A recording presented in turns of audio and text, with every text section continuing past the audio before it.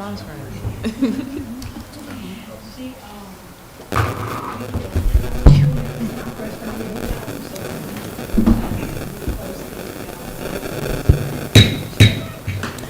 Good morning, everybody. Good morning, sir. I call this October 17th, 2023 Board Work Session to order.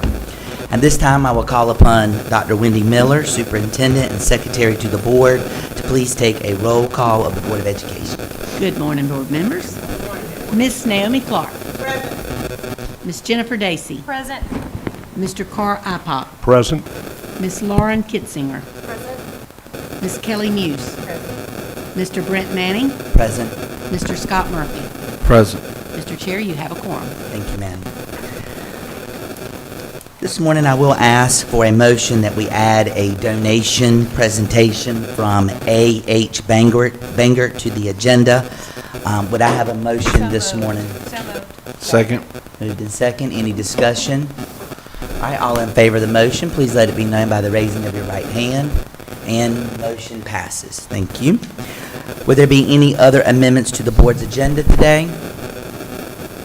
Hearing none, then I would ask for a motion to adopt the October 17th, 2023 Board Work Session agenda. So moved. Second. Moved in second. Any discussion? All right, hearing none, all in favor, please let it be known by the raising of your right hand, and the motion passes. At this time, I would ask Ms. Kitzinger to review the safety procedures for the Craven County School Board of Education work session.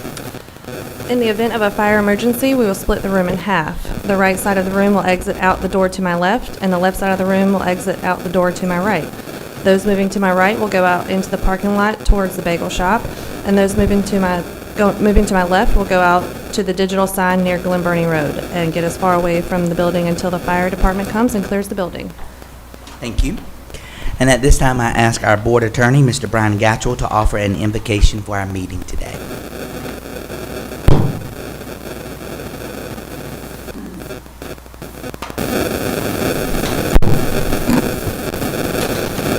Board members, if you'll please pray with me.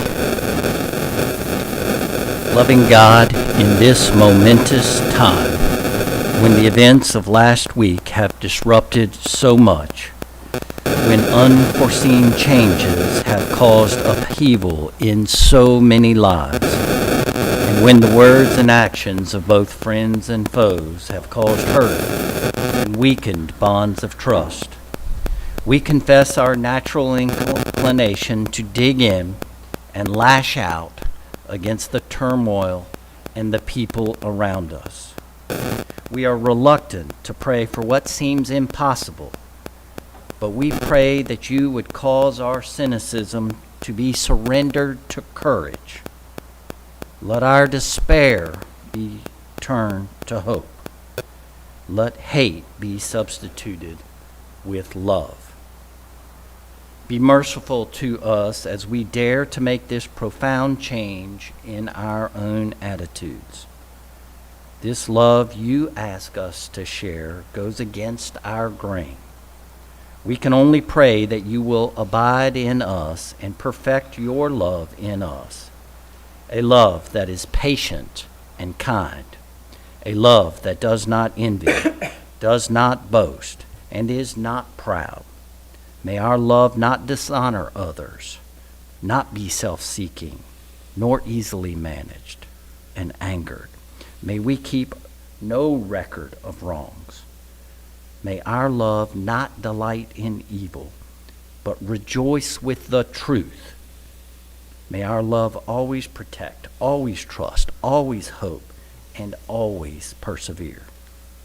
At this critical inflection point, may love be our aim. In your loving name we pray.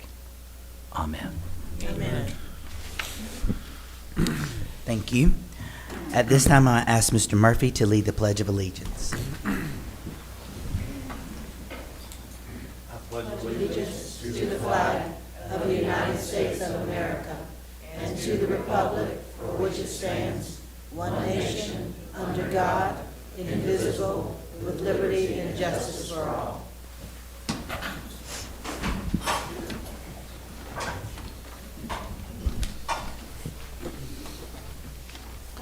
At this time, we want to recognize our student representatives. We have student Charlize Peterson and Emily Childs from Newbern High School joining the work session as our student representatives. And anytime you have input today, feel free to raise your hand and we will acknowledge you. I don't see our parent. At this time, we also want to recognize our 22-23 Principal of the Year, Miss Ashley Falconberry, our 23-24 Principal of the Year, Miss Caitlin Watson, and Teacher of the Year, Miss Nardi Roughton, as advisors for the Board of Education work session. Good morning to all. Ms. Falconberry today will be handing over the baton as Principal of the Year to Ms. Watson.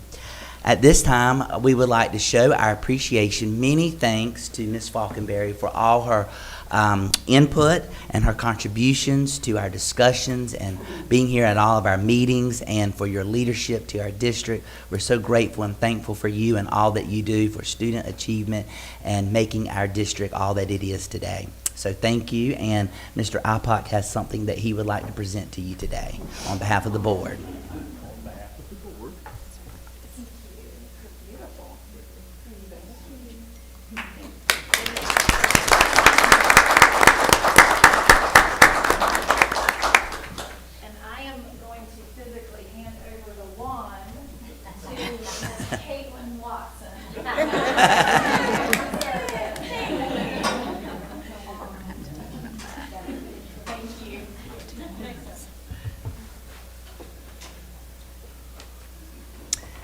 Thank you so much.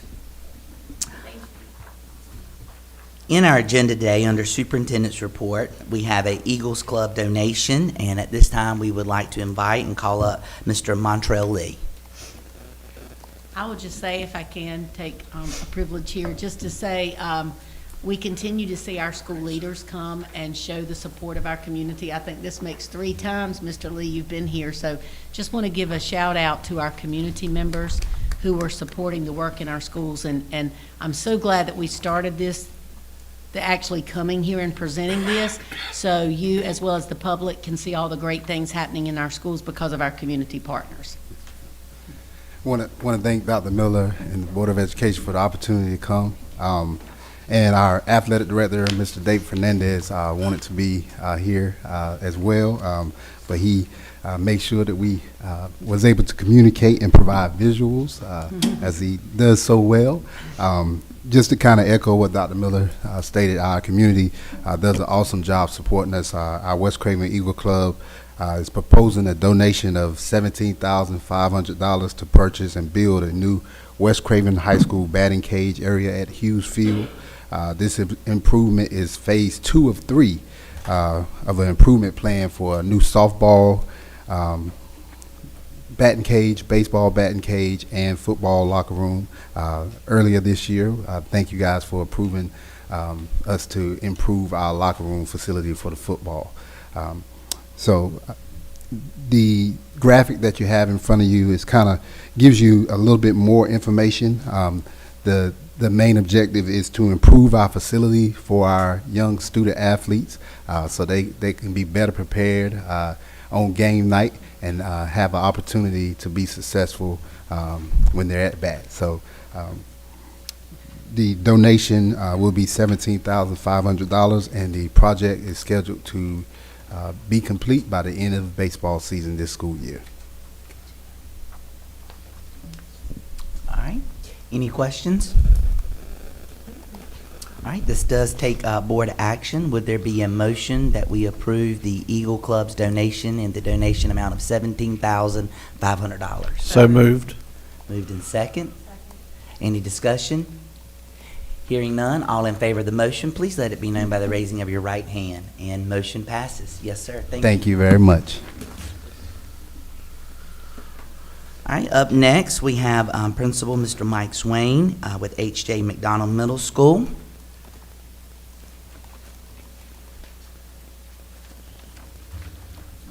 Good morning. Good morning. Good morning. Today I would like to request the board's approval for the naming of the H.J. McDonald softball field after retiree Coach Albert Lee.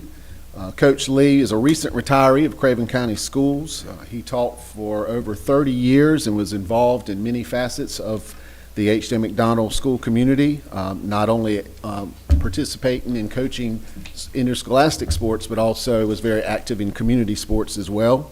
The faculty and staff of H.J. McDonald wish to honor his many contributions to our school and community by having the softball field named after him. And essentially, it would be a sign with his name on it attached to the fencing around the softball field. Yes, sir. Okay. Any questions?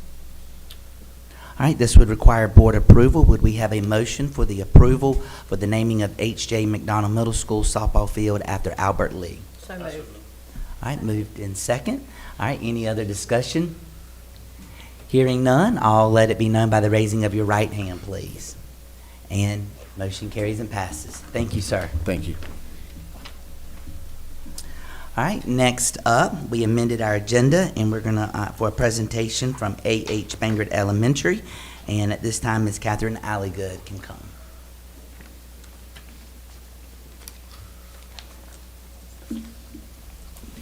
Thank you for including me on the agenda today. This kind of came up out of the blue, and we're very excited about it. But this year at Bangert, every year we have a focus on what we're going to fundraise for, and this year we talked about doing shade structures for our playgrounds. And we are working with John Bars with Bars Recreation there, who put our playground in, our most recent playground. And he gave us different options, and he came out to the school and talked to us about what types of things we might want to include. For our PTA, we have a sponsorship committee, and Malia Zaytoun heads that. She was going around looking for sponsorships, and if you look at the last page in the handout, we go up to $2,500 is kind of what we think, oh, that's great if someone gives us that. But when she went to Chevrolet of New Bern and met with Mark Genro there, he offered to pay for Chevrolet of New Bern to sponsor the entire structure for the back playground, which would be a hip shade, and it's $11,604, and you can see the specifications that we have there in the quote. This does not, they would fully install it, so it doesn't require anything from our facilities.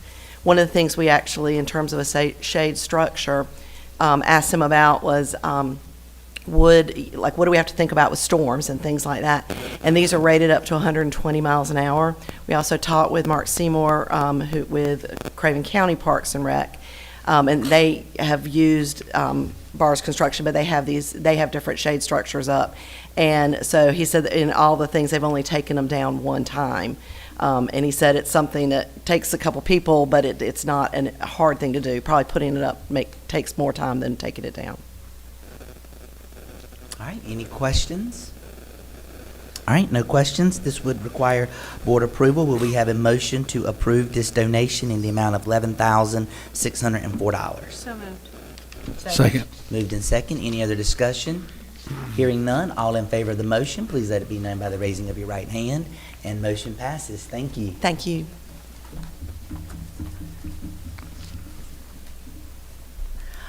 All right, and next up is Dr. Miller. Good morning again. I love it when I have multiple pages of good news and happenings in Craven County Schools. Going to review some of those. I know that the board is aware of some of these, but this is also for the public to hear some of the great things happening, and also to bring up a couple of ideas for the board to consider. So first, I'd like to start by saying this month is very special. It's our National School Principal Month. So I'd just like to pay tribute to our school principals and our assistant principals who work alongside our principals. I will do this again Thursday night because I believe all of our folks are going to be there sporting their school shirts in support of one another for School Principals Month. These dedicated leaders play a vital role in supporting our students and shaping the future of our education system. So this month, I know some of you have been on Facebook, and we featured a principal sharing something about what they're passionate about in their school, but also some little personal things that help our families make a connection with our principals, learn things about them that I didn't even know, hobbies and things like that. So we will continue to do things throughout this month, including providing lunch for them one day. Staff celebrations. First, Valerie Nasser, our military liaison counselor, was recently presented an award of excellence from the Military Affairs Commission for her work with our military families. Her work is extremely important because 27% of our students are military connected.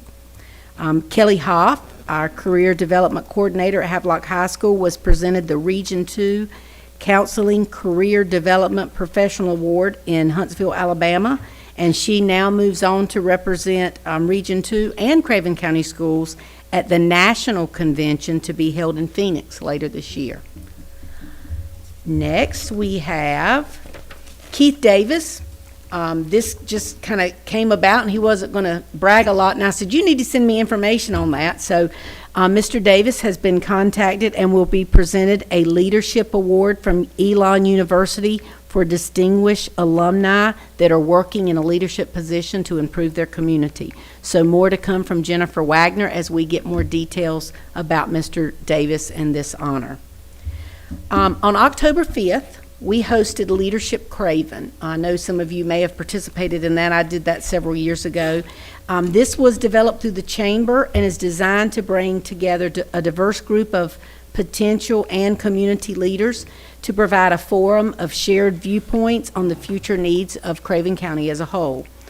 This is a 9-month program, and a new class is chosen each year, and they go around and learn about our county and government, and they talk about education. One day is focused on education. So during their day of education, the class visited several schools and experienced life as a student in Craven County Schools. The day was a great success, and we appreciate the opportunity to share the great things happening in Craven County Schools with our community partners. So last week, we were one of the districts selected for a visit from UNCG. We're selected a lot by UNC Wilmington and ECU because of the proximity. But for UNCG to have an opportunity to select any school districts to visit, they selected ours, and they've done this for several years. It's the Principal Fellows Program, and they brought future principals, and some of them already have a job, current principals, to visit several of our schools. The intense program that UNCG offers is a cohort model, so the same group goes through the program together to prepare school leaders. One component of the program is to visit sites, and Craven County Schools was one of the districts they selected to visit. They actually came, they spent 2 days here, spent the night, got to walk around in our community. So they came with their college professors and their mentors and spent one day learning about the Restart model at Roger Bell, New Tech Academy, and also how to run an effective middle school by going to Grover C. Fields Middle School. We received great feedback on their visit, and I will tell you, when they were at Roger Bell, I did the welcome, and I said, if you already are a principal or an assistant principal, raise your hand. And about 4 raised their hand. I said, now put your hands up. If you didn't raise your hand, raise your hand. I said, we currently are hiring in Craven County Schools. So I used this opportunity to recruit folks, but they were very impressed with our 2 schools, our school leaders, our students, and certainly our community. So one of the best ways to recruit is let them experience our schools and our community. So we hosted them last week. Next, mark your calendars to join Craven County Schools and the North Carolina Department of Justice this Thursday, October 19th, from 12:30 to 1:30 at Grover C. Fields Middle School for a town hall on social media. The North Carolina Department of Justice, led by Attorney General Josh Stein, is committed to protecting our kids wherever they are, including online. Too much of anything can be harmful. We've talked a lot about that at this level. It's clear that too many children and teens are struggling with their mental health, and many of these problems and bullying begins online. That's why Attorney General Stein is investing in bringing this to our attention and addressing social media companies and their marketing practices, which many times are targeted to young people. The North Carolina Department of Justice is interested in hearing from our teachers, district and community leaders, parents, and community members about the impact of social media on our youth. Again, we will be hosting that this Thursday at Grover C. Fields beginning at 12:30. So the AIM conference, last week, or now I guess it was 2 weeks ago, because I can't hardly believe we're already headed in November. Where did the time go? The AIM conference was held, and it is the big curriculum conference hosted by DPI, where district leaders and curriculum experts from around the state gather to discuss education in North Carolina. Craven County Schools had 11 leaders attend the conference. We actually had 2 employees that presented and served on a state panel. Laura Wilson, CCS and Regional Teacher of the Year, presented and discussed teaching as her superpower. And there was also a state panel that included the state superintendent, a district superintendent, a teacher, and a principal. And these folks were selected statewide. And Dr. Marlo Artis was selected to be the principal on that panel and represent Craven County Schools. He did a great job of talking about how back to school, how he integrated the portrait of a graduate. And you will remember Alcon and how he had different folks come in and talked about those soft skills that are so important for our students. So both of these folks did an amazing job and were great representatives of Craven County Schools. Next, I would like to celebrate again our school nurses and our Director of Health Services, Luann Mack. Due to their work and being recognized on a state level, Craven County Schools has been selected as one of 2 districts in the entire state to participate in a study regarding teen suicide. And UNC Wilmington is wanting to work to do some research and has asked us to partner. It'll be Nash County Schools, Craven County Schools, and UNC Wilmington to work together to develop protocols on how to refer students for additional assistance outside of school. This will work nicely with a threat assessment process we're working on, and you remember Amy James came and talked with us. Luann Mack is working toward implementing that threat assessment team, and also certainly to look, and when a student is struggling, make sure we know when it's time to refer to outside therapists. Next, you have before you, and for the public, it's a 23-24, I mean, that doesn't even sound possible, right? School calendar adoption for the next school year. Just to give you a timeline, we're going to provide that today. October, November, we will be getting stakeholder input on a couple of drafts. December, we will present those drafts to the Board of Education and have the opportunity December, January to review those and get additional feedback. And then our intent is to bring next school year's calendar in January for board approval. Again, I will remind the board the limitations of our, Ms. Muse, I already see your hand up, our limitations of our calendar to make decisions in the best educational interest of our students, because the laws are in place that start and stop time and the requirement, and as you know, having exams before Christmas break, and then the semesters aren't even. That continues to be a challenge. I would encourage the board members and the public to continue to advocate for local control of the calendar. Ms. Muse? So I'm going to ask you, we know how I feel about calendar law. Okay, I'm just going to say it. It's terrible. We should have local control. So I'm going to ask you, when you submit calendars for stakeholder input, I'm going to ask you to submit a calendar for stakeholder input that has balanced semesters, that has exams before Christmas break, that has the actual practical calendar. And a teacher work day here or there where they don't And a teacher work day here or there. And, you know, an actual best practice calendar instead of a have to. You see what I'm saying? So I want that to be an available option to stakeholders as well. Thank you. All right. Last, I would Sorry, like. Ms. Dr. Miller. I Oh, think I'm Ms. sorry. Pock had something. If we're going to talk about calendar, I'd also like for you to look at a number, thank you, I always forget that. A number of the counties that are on the early schedule right now and will be next year how they have structured theirs such that they do have the early start and the appropriate teacher work days, breaks, and things of that nature without it being an undue burden the first semester as opposed to the second. As Mrs. Muse has said, a balanced calendar. And I will also mention, and I know several of you just got back from the law conference and heard a lot of information about new things put in place, and graduation requirements is a big one. You know, we currently have 26 credits, and they're saying 22, and we can't require more, which may mean that students are able to graduate early, like in December.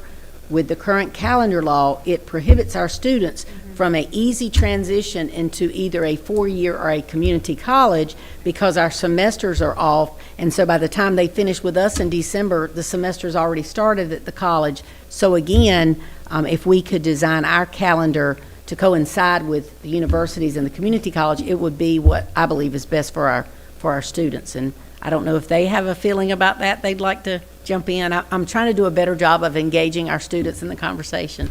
Either of you have something to say about the calendar? I know one thing about the calendar that I like and most of the students like is having those exams like a week before Christmas break, or like 2 weeks or a week before graduation, because it gives us time to prepare. Students go out of town for Christmas break all the time, and having those exams a week before we get out always helps. So even if they do change the law to let it be locally, I think that's something that you guys should still keep in mind. Yep, you want to enjoy that break, not study the whole time, right? Instead of doing it when we come back to school. Anything you? Currently, no. I definitely enjoy the longer semester. The longer semester. It's always more relaxed. It's like rushing one semester and then the next semester. It's wonderful. It's very, very slow paced. So I think definitely having a more I'll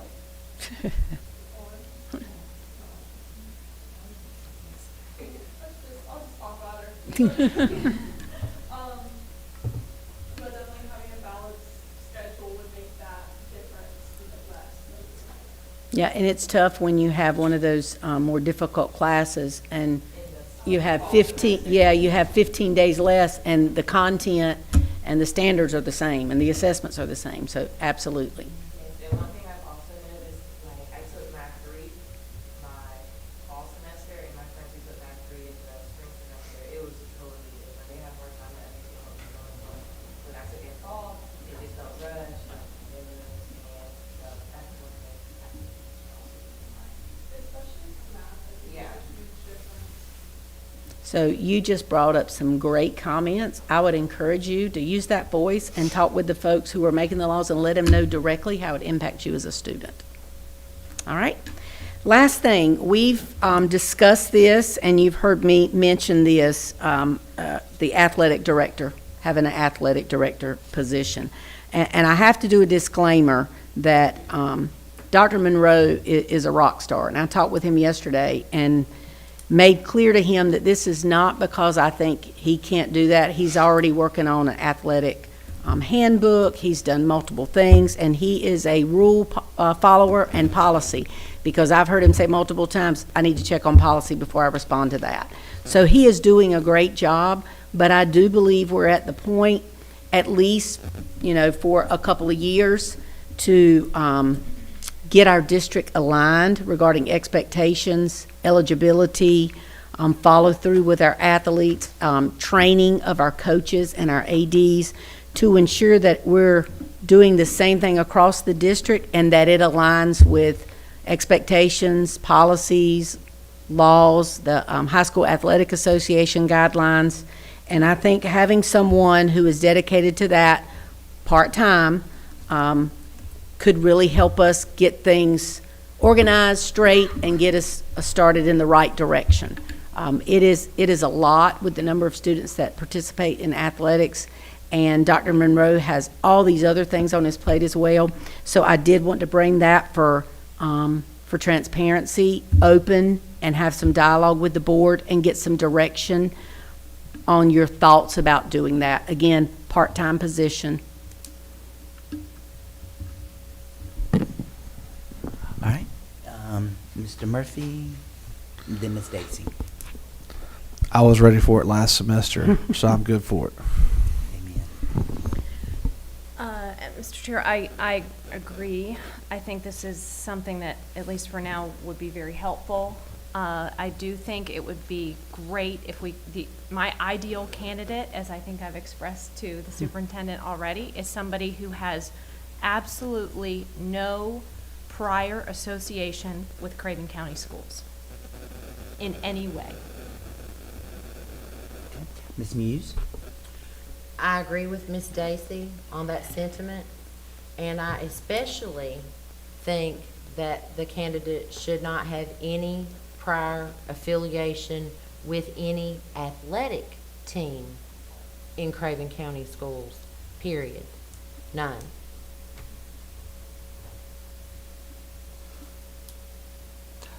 Ms. Clark? I think Mrs. Kissinger was before I. Go ahead. Oh, All right. I think it's a great idea. My only question is, why not full-time? If we're talking about policy, if we're talking about ensuring that there's uniformity among the schools, I think we need some consistency. And one of the things that I found out last year is that basically every school essentially was doing their own thing. And that caused, well, that's why we're here today. But I think it's a good idea. I'm not locked in or yet as to whether it should have an affiliation with Craven County, and I think I know why you're saying that. I think I know, but I'm not opposed to that, because there's got to be transparency. There can no longer be the appearance of bias. So in that sense, I think it's a good idea, Mrs. Daisy and Mrs. Muse. Ms. Kitzinger? Oh, I didn't know if Oh, her question I'm was going to done. get answered. Why part-time and not full-time? Do we have a Well, and I think you would have a different pool of candidates and different experiences with a part-time. A full-time position, not knowing if it's going to be 2 years or 3 years, and you might have folks that would not want to apply for that. If you did part-time, you could have someone that has experience, maybe not in Craven County, that is retired and would like to do this part-time and has a lot of experience. Okay, yeah, I'm in complete agreement, and I think an unbiased source candidate would best suit our needs right now as well. I think we're Likewise, I'm in pretty much agreement on as board well with with all everything. that. Ms. Muse? So let's do this, because it could possibly grow into a full-time position, depending. I mean, it could be an option. And one of the things that I think would be imperative in this job description is that, because when you have athletes, they can't just be eligible, they have to continue to maintain eligibility through their grades and through their attendance, right? And discipline. And discipline. So when it is clear that needs constant monitoring in this district, constant. So that position very well could expand into a full-time position, possibly just based on that. So I wouldn't just say it's a definite part-time. There could very well be a full-time option. What I would like to do is advertise as a part-time. Then when we find the right person, they can get here and kind of peel the onion back and let us know what we're looking at and bring concerns or things we're doing right, benchmark with other districts, maybe make recommendations to the board, revise policies, things of that nature. And then we can see if, after we get in here and start this position, if we think it warrants full-time, if the board's okay with that. I just think you'd have a different pool of candidates. Yeah. Yeah. Ms. Daisy? So I just want, for the benefit of the public, to explain a little bit of the thinking behind why we are where we are. This board is responsible for the welfare of our students county and district-wide. And the behavior that we have seen from adults, parents, in some cases staff, is not is not what we want to see. We do not want to see infighting on social media among parents at different high schools. We need to lead by example as adults and parents. And this board needs to take the position and try and get to a place where we have monitoring that brings everybody together instead of tearing this county apart. And that's why it is imperative that we have, if we hire such a person, that person have no perceived or real bias in any way, shape, or form. And I feel really strongly about that after what we've experienced. So, Absolutely. Mr. Ipock?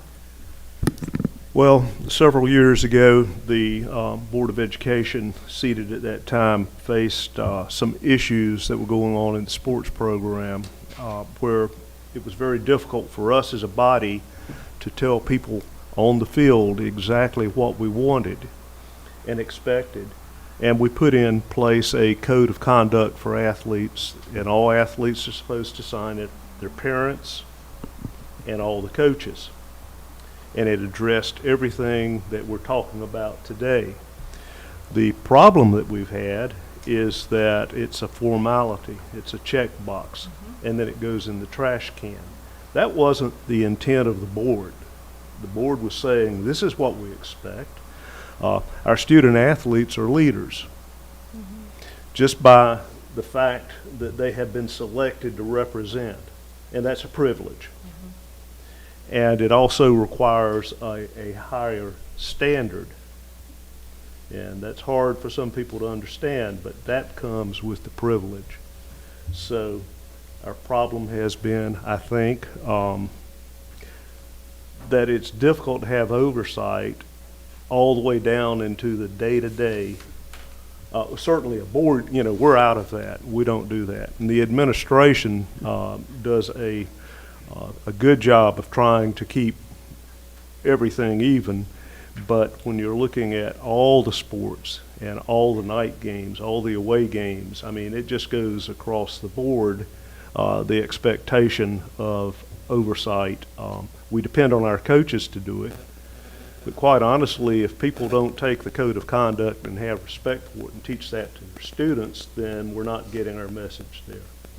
So an AD I fully support at the district level. I'm not sure how it can be part-time, but I leave that to the administration and the recommendation. It needs to be someone, I agree, that's independent, no bias for any school, any part of the county, and someone who can do the hard work of getting right down and having the hard talks with people if they're not doing what they're supposed to be doing, and putting letters in files, whatever it takes to get the attention of this whole program.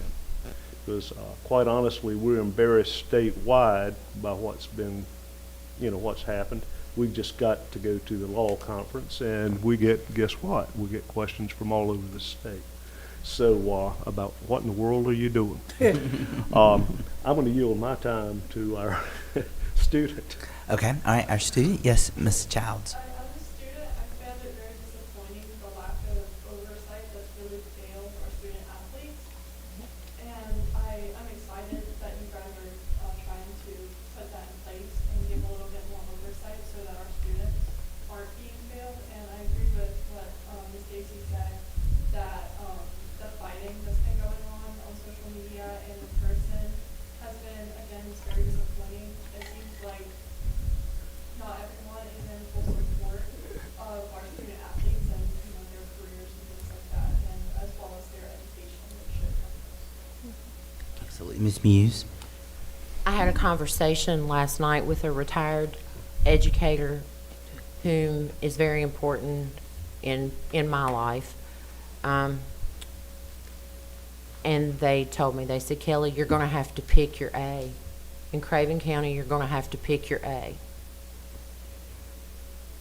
And you need to make it clear which A the board and the superintendent are going to pick. And you can either pick athletics or you can pick academics. And I think that us as a board, we need to pick our A, and we need to pick it today, and we need to pick it loudly. And we need to not ask, not beg, not plead.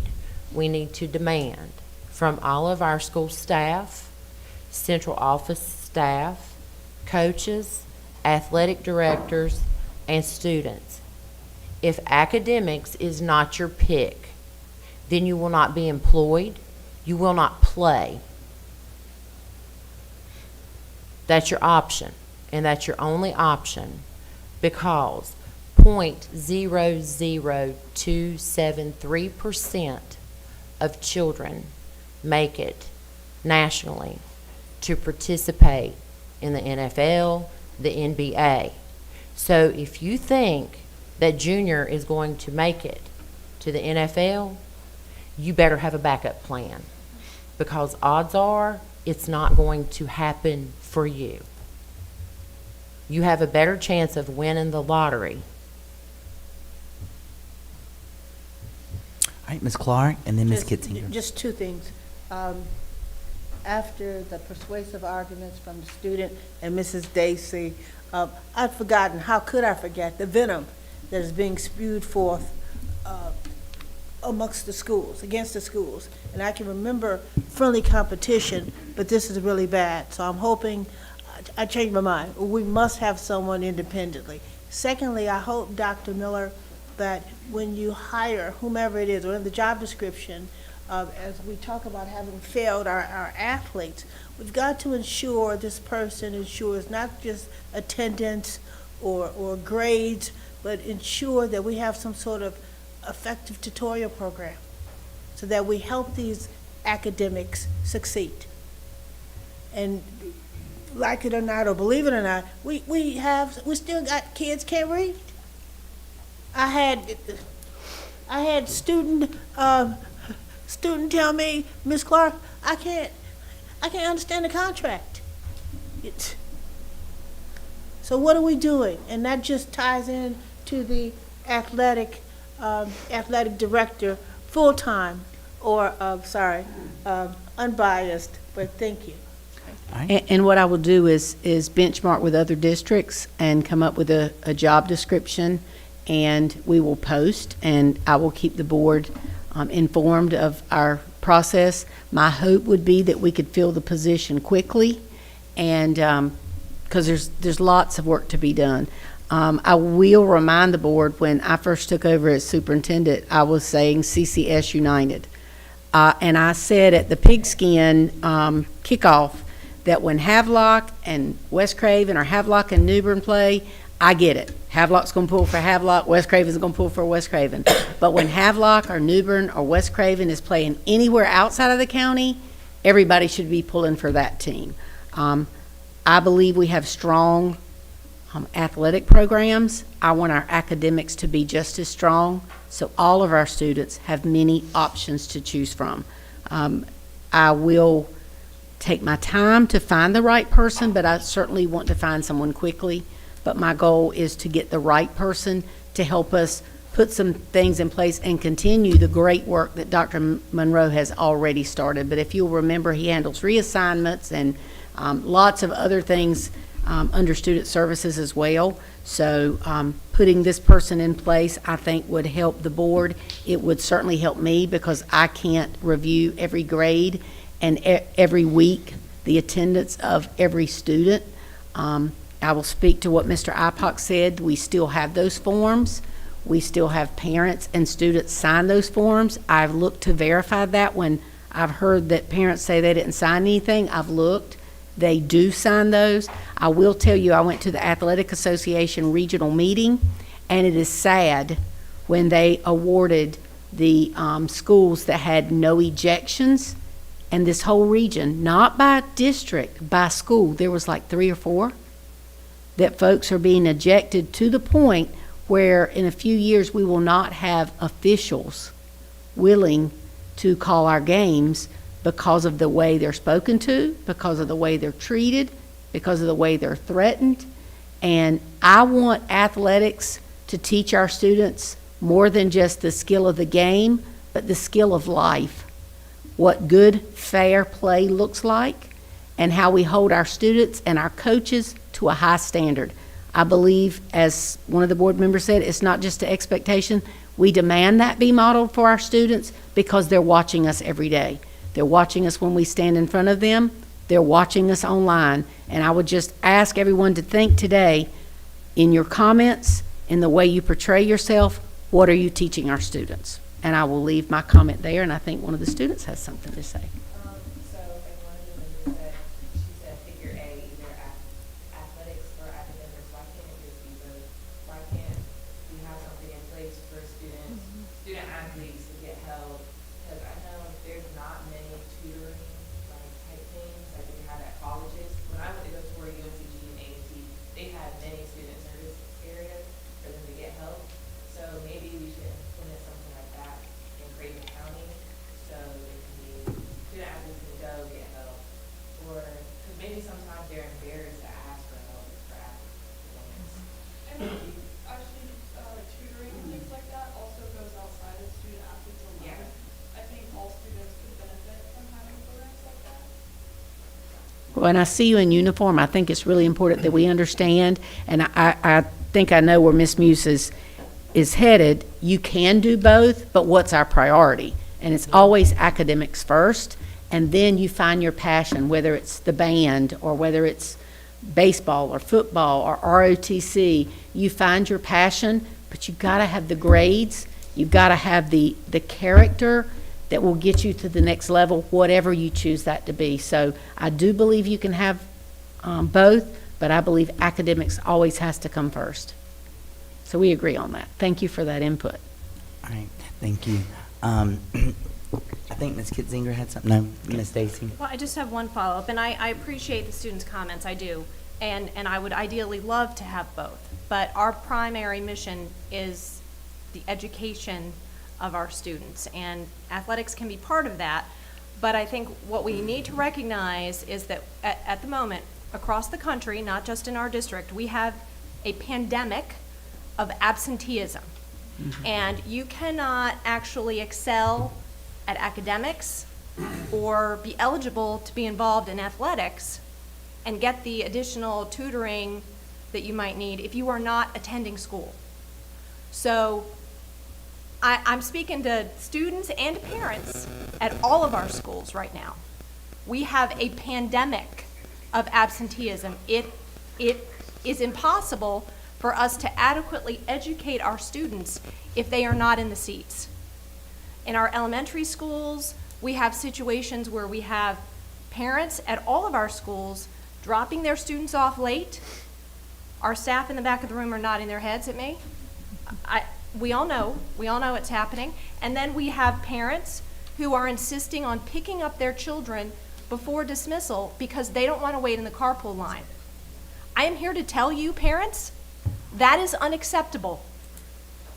You have to have your child in their seat for instructional time. We are going to hear about the great progress we've made in our scores in this county. That cannot happen if your child is not in school. It's very simple. So I'm going to side with Ms. Muse, and I hope the rest of the board will too. Academics have to always come first. Our student athletes are students first.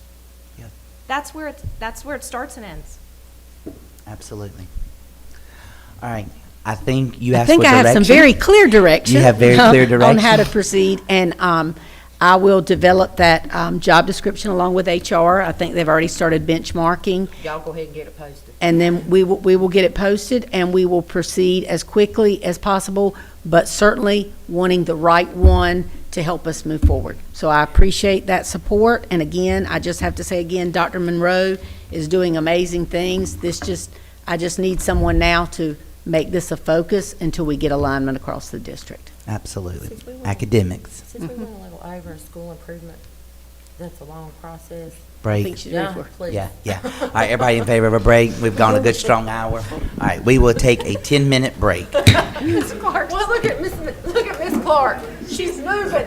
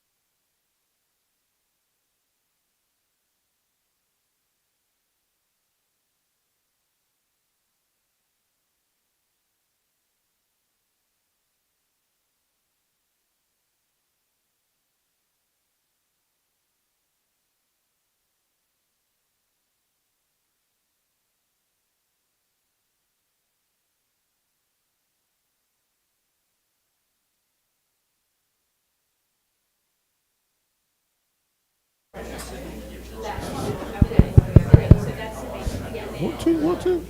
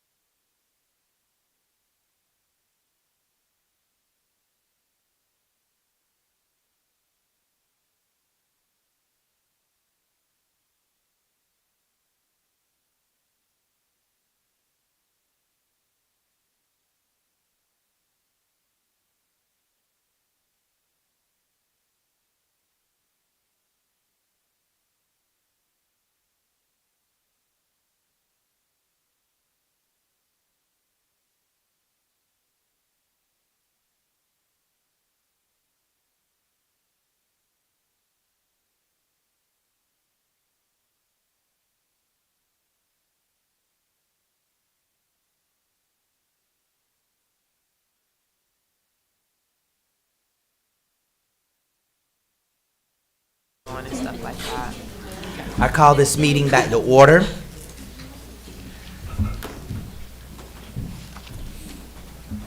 And Dr. Miller has one other thing under superintendent's update, and she will bring that to the board at this time. And talking about policies and laws, one of the things the superintendent is charged with doing is sharing school improvement plans for every school in the district with the Board of Education. I just asked Ms. Lee, like, what is the typical plan? It's 10 to 15 pages per school. So we wanted to provide the board with the information. Certainly you can look at the entire plan, but each school, we asked them to do what we call a one-pager. Each school came with the principal and a person of their choice, school improvement team leader, assistant principal, and they shared their one-pager. We asked them questions, we gave recommendations and feedback, and then they went back and updated their one-pager. The one-pager is a great resource for parents because it's a summary of the plan. What areas they're focusing on, it has the information such as the school grade, their growth status, meaning not met growth, meets growth, or exceeds growth, and if they're designated as a low performing or any other designation. It also has their subgroups, which we're monitoring to close any gaps that exist, and then school goals and the objectives under the goals that the school is using to help reach those goals. So you have the school improvement plan for every school. We had to tell some of them, okay guys, like it was a one-pager and they'll make the margins like so tiny that they want to run off the page because they have so many great things happening in their buildings. So we had to continue to reiterate that these are the highlights of your plan. The plan is a working document that they're always going back to. There's data. Dr. Hillary Boutwell is doing amazing things with our data. She's provided tools to every school where they can click on the information. It'll tell you what I refer to as the bubble kids, like kids really close to just a little extra help and they might be proficient. So she's provided lots of tools that should be used in school improvement team meetings to look at how we're doing and the little benchmarks and stuff. It shouldn't be a surprise. We have lots of things along the way. So I present today the school improvement plan summaries for each school in Craven County Schools and request the board approve the plans for this school year. All right. I'll take questions, of course, first. Any questions, Ms. Clark? I'm heartened by the growth and efficiency and how we've improved, but yet and still, what corrective measures are we taking as a county as we talk about accountability for these low-performing schools? And even those schools that aren't low-performing, they can still move to the next step. But right now, I'd like to know what corrective measures are we taking at the low-performing schools? You're getting ready to present that, right? So later today, we will talk about our data from last year, and you will notice it's very different than what we've presented in the past. In the past, we presented lots of data. Here's how we compare. Here's how our schools compare to one another. Here's how we compare to the region. And this data is from last year.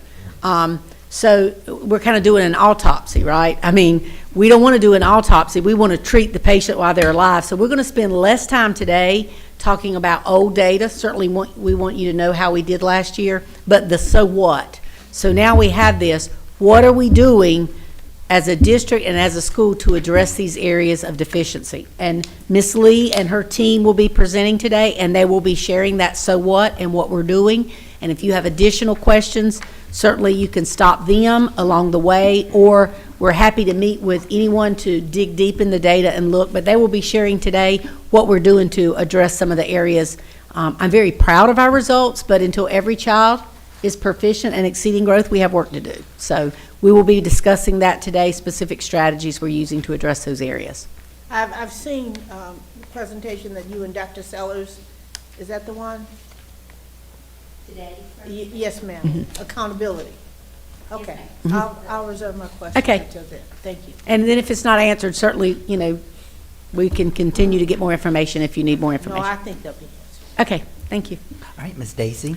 Mr. Chair, thank you. I just want to talk a little bit about Ms. Clark and Mr. Murphy and I had an opportunity to sit through a lot of these presentations, and I think it was really helpful to do that and to hear where every school is coming from and what everybody's specific issues are. And that was a series of days when I heard a lot about this absenteeism problem. And so I've sat and heard it there, and I've heard it also from the superintendent, and we're hearing it nationwide. So this is not just our issue. But I just wanted to thank you for putting these all together, and for the opportunity to learn about what's going on in all our specific buildings, because they all have their own sets of issues. So And I appreciate the board members that were able to join us. I think it's so important that when they come, it's not, we didn't want them to put on a show. It was more of a conversation. And the last question I would ask, and you guys can attest to this, what do you need from me or from the district to help your school be successful? And then I took note of that, and those are some of the things we can put in place. So it was more of a conversation and a support, but talking about what they needed, what they're doing, and what additional things we can possibly do to help our students be successful at all grade levels. Right. And I'll just add that I think it was really useful as we look toward next year's budget to hear the themes, and I'll just be totally transparent about what they are, because we're going to be looking for the money to pay for this. Tutors and learning coaches is what we heard over and over again. So, and the reason we're looking for money, Ms. Stacy, if I may, is they were paid with the ESSER funds. Right. We were able to sink a lot of money in post-COVID to close those gaps that occurred because of the pandemic. And those funds, as they trickle away, we have to decide. That was one of the questions we asked. Of all the things, what if you said to me, I said, fill in the blank. I know we did a lot of things, but we simply must continue blank. And they would fill in the blank. So that was really helpful for Cabinet as we're planning the budget, to look at what are priorities for the district that align directly with student achievement. right. And I know we all want to be past COVID. Nobody wants that more than I do. But the reality is, as I've talked with our staff, we all know that kids who started school, for instance, kindergarten during COVID, their scores still reflect that. So the fact is that we're going to have to figure out how to continue to help those kids with tutors or whatever the case may be going forward. So. And as Ms. Lee and her team will share later, as far as the recovery, we're at or above the state recovery rate. But Ms. Stacy is correct. I mean, particularly in the literacy, because you got to be able to read to do any subject well. So having those gaps when students were at home, it is really hard to teach reading behind a computer screen. So I totally agree with that. We're going to continue to put things in place to help our students be successful, because that strong foundation in the elementary school is what middle school and high school success is built upon. All right, any others?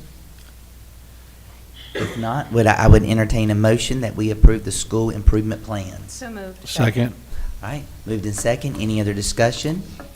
Hearing none, all in favor of the motion, please let it be known by the raising of your right hand. And it passes.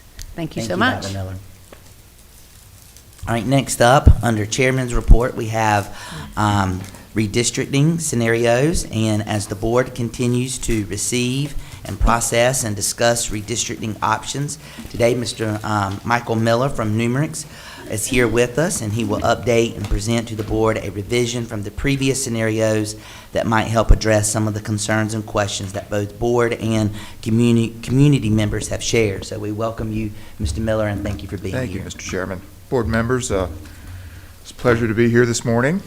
I come in front of you to present a revision of the draft one, which was presented back in on October 2nd. Next slide, please. So as before, there are 4 scenarios involved in this revision. I'm calling this draft 1, revision 1. We'll go over each one of those. But before we get into that, I'd like to take a little bit of time to revisit the assumptions that the original draft 1 and these revisions are based on. Next slide, please. So the revision occurred based on feedback I got from board members, which in turn I believe came from the community. I was forwarded a lot of letters from community members through the board, and I appreciate that. And right now I'm sitting at about a 24-page document of feedback, which is great. And I would characterize the revisions that we're going to look at this morning as kind of a reshuffling of some of the objectives that we talked about way back in September. And I think that the most apparent one to me is bubbling up of minimization of impact. So scaling back so fewer children are affected by these reassignment changes. We're still looking at balancing utilization, but it's not quite at the top of the list anymore. We are looking at feeder patterns, and I think we'll see that the revisions that you're going to see preserve a lot of the things that we've talked about before. Again, remember that for these scenarios, the pre-Ks are not included. As of early in this school year, there's 177 pre-K kids.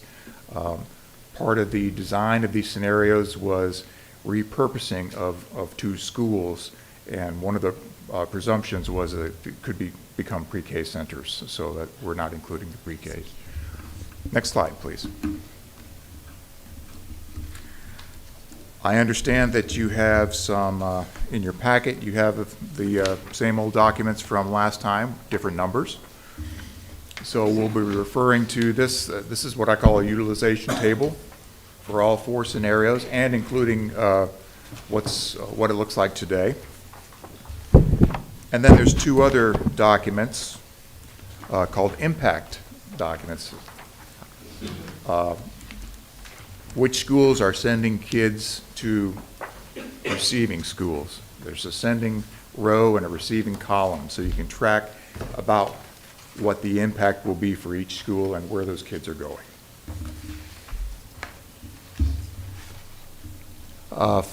And I also understand that you have the electronic PDF maps that we're looking in, easier to zoom in, so we don't have the paper ones today, but they are available and you're looking at them as well. For the first scenario, Scenario A, Revision 1, just as in Draft 1, Barden and Barber are assumed to be repurposed.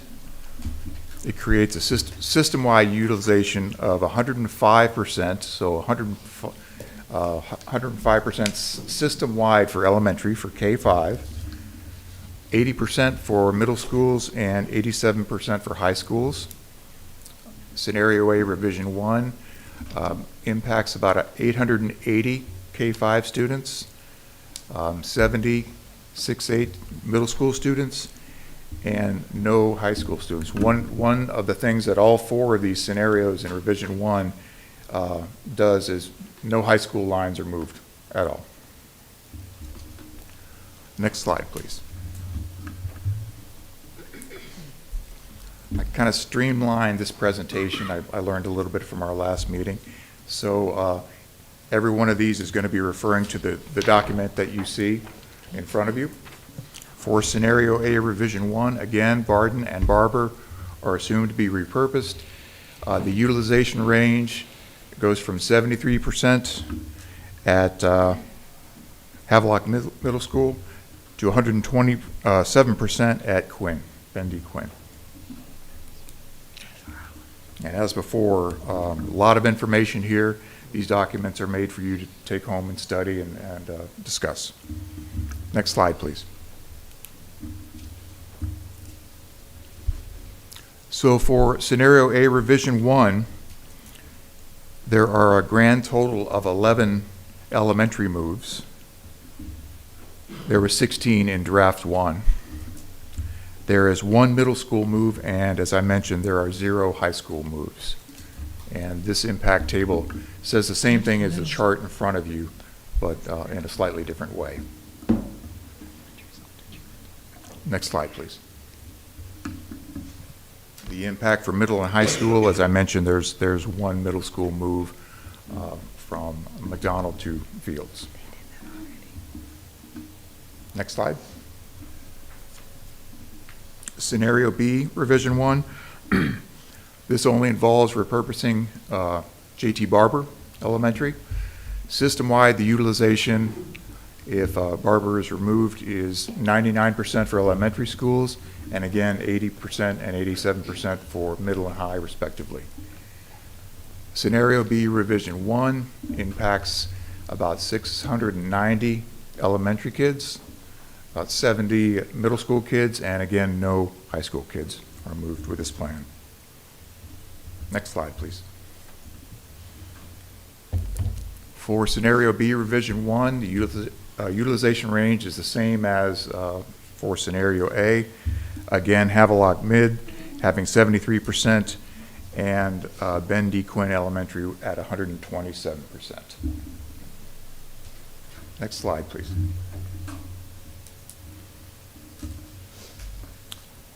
Scenario B, revision 1, impacts, there's 8 elementary moves in this scenario, compared to 11 in draft 1. And again, there's 1 middle school move and 0 high school moves. Next slide, please. It's the same, for every one of these has identical middle and high school maps. So they're all the same for all 4 scenarios. Next slide. For scenario C, revision 1, Barden Elementary is assumed to be repurposed. System-wide, the utilization is 99% for K-5, and again, 80 and 87% for middle and high school. This plan reassigns about 640 elementary kids, 20 middle school kids, and again, no high school children. Next slide. The utilization here is basically the same. This is a round-off thing going on right here. 72%, that's occurring at Havelock, and 127% again at Ben D. Quinn. Next slide. For scenario C, revision 1, there are 9 elementary moves in the plan, compared to 13 for draft 1. And again, there's 1 middle school and 0 high school moves. Next slide. Next slide. And finally, for scenario D, no schools are being repurposed. All schools are in play, all 23 schools. Results in a system-wide utilization of 94%, which is what you have today for K-5, and 80 and 87% for middle school and high school. This move impacts about 440 elementary children, 20 middle school children, and again, no high school children. Next slide. Utilization range is about the same as it was for the scenario C, from 72% at Havelock to 127% at Ben D. Quinn. Next slide. Scenario D has 7 elementary moves compared to 8 in draft 1, and once again, 1 middle school move and 0 high school moves. Next slide. Next slide. So those are the scenarios, the revisions, I should say, from draft 1. Does anybody have any questions on those? Ms. Kitzinger, Ms. Clark, and then Ms. Daisy. Okay. Am I correct in assuming that these revisions are using this year's data, whereas the last proposals were using last year's data? These, the student numbers are Right. still from 2022-23, when this process started back in September. Mm-hmm. We didn't have the New Year's data. It's very difficult Right. to change horses midstream. Okay. They're connected to where students live today, but the raw numbers are from the ADM in 2022-23, which is a little bit larger than what we're seeing at this point in this year. Okay. Not by much, but it is a little bit larger. Okay. Okay. That's all for right now. Thank you, Ms. Clark. I have comments, sir. I want to thank you, sir, for all that you've done. That being said, none of these scenarios do I find palatable. And I intend board members to vote against all of them. And I'm strongly going to suggest that we delay taking any action for at least a year, and I'd like to tell you why. I got to scenario D and saw that the two schools weren't being, Graham Barton and J.T. Barber, weren't being repurposed, which I think, at least initially, is a good idea, but yet you're still reassigning schools. If we look back at the feeder pattern that you're using, the current feeder pattern, I go back 7 years where the feeder pattern was changed completely, and it threw everything a kilter. One of the things I don't like is the fact that we're sort of putting the cart before the horse. We're making this decision today, but yet we have public input on Thursday, even though, and we know folk have comment, because we've been getting colloquially goo-gobs of emails all across the spectrum. I think we need to consider the fact that folk are, and it's okay if they're upset, because they have a right to have their opinion. I remember Mrs. Muse saying, you're going to take a hit. All of us are going to take a hit. So that doesn't scare me. But I think we need to reflect more. I also think, sir, and you gave you synthesized the information that we gave you.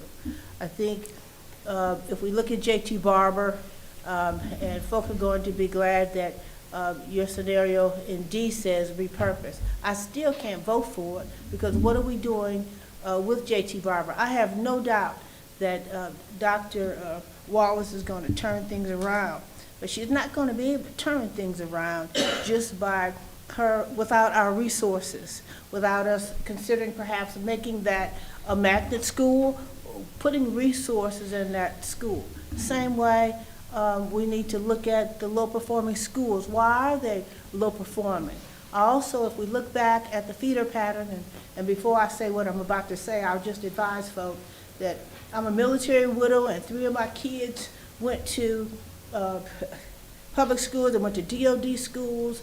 That being said, we cannot afford to make Tucker Creek nor Gorganas a DOD school, because they aren't. And for those of you who don't know what a Department of Defense school is, that means only active duty military folk get to go there.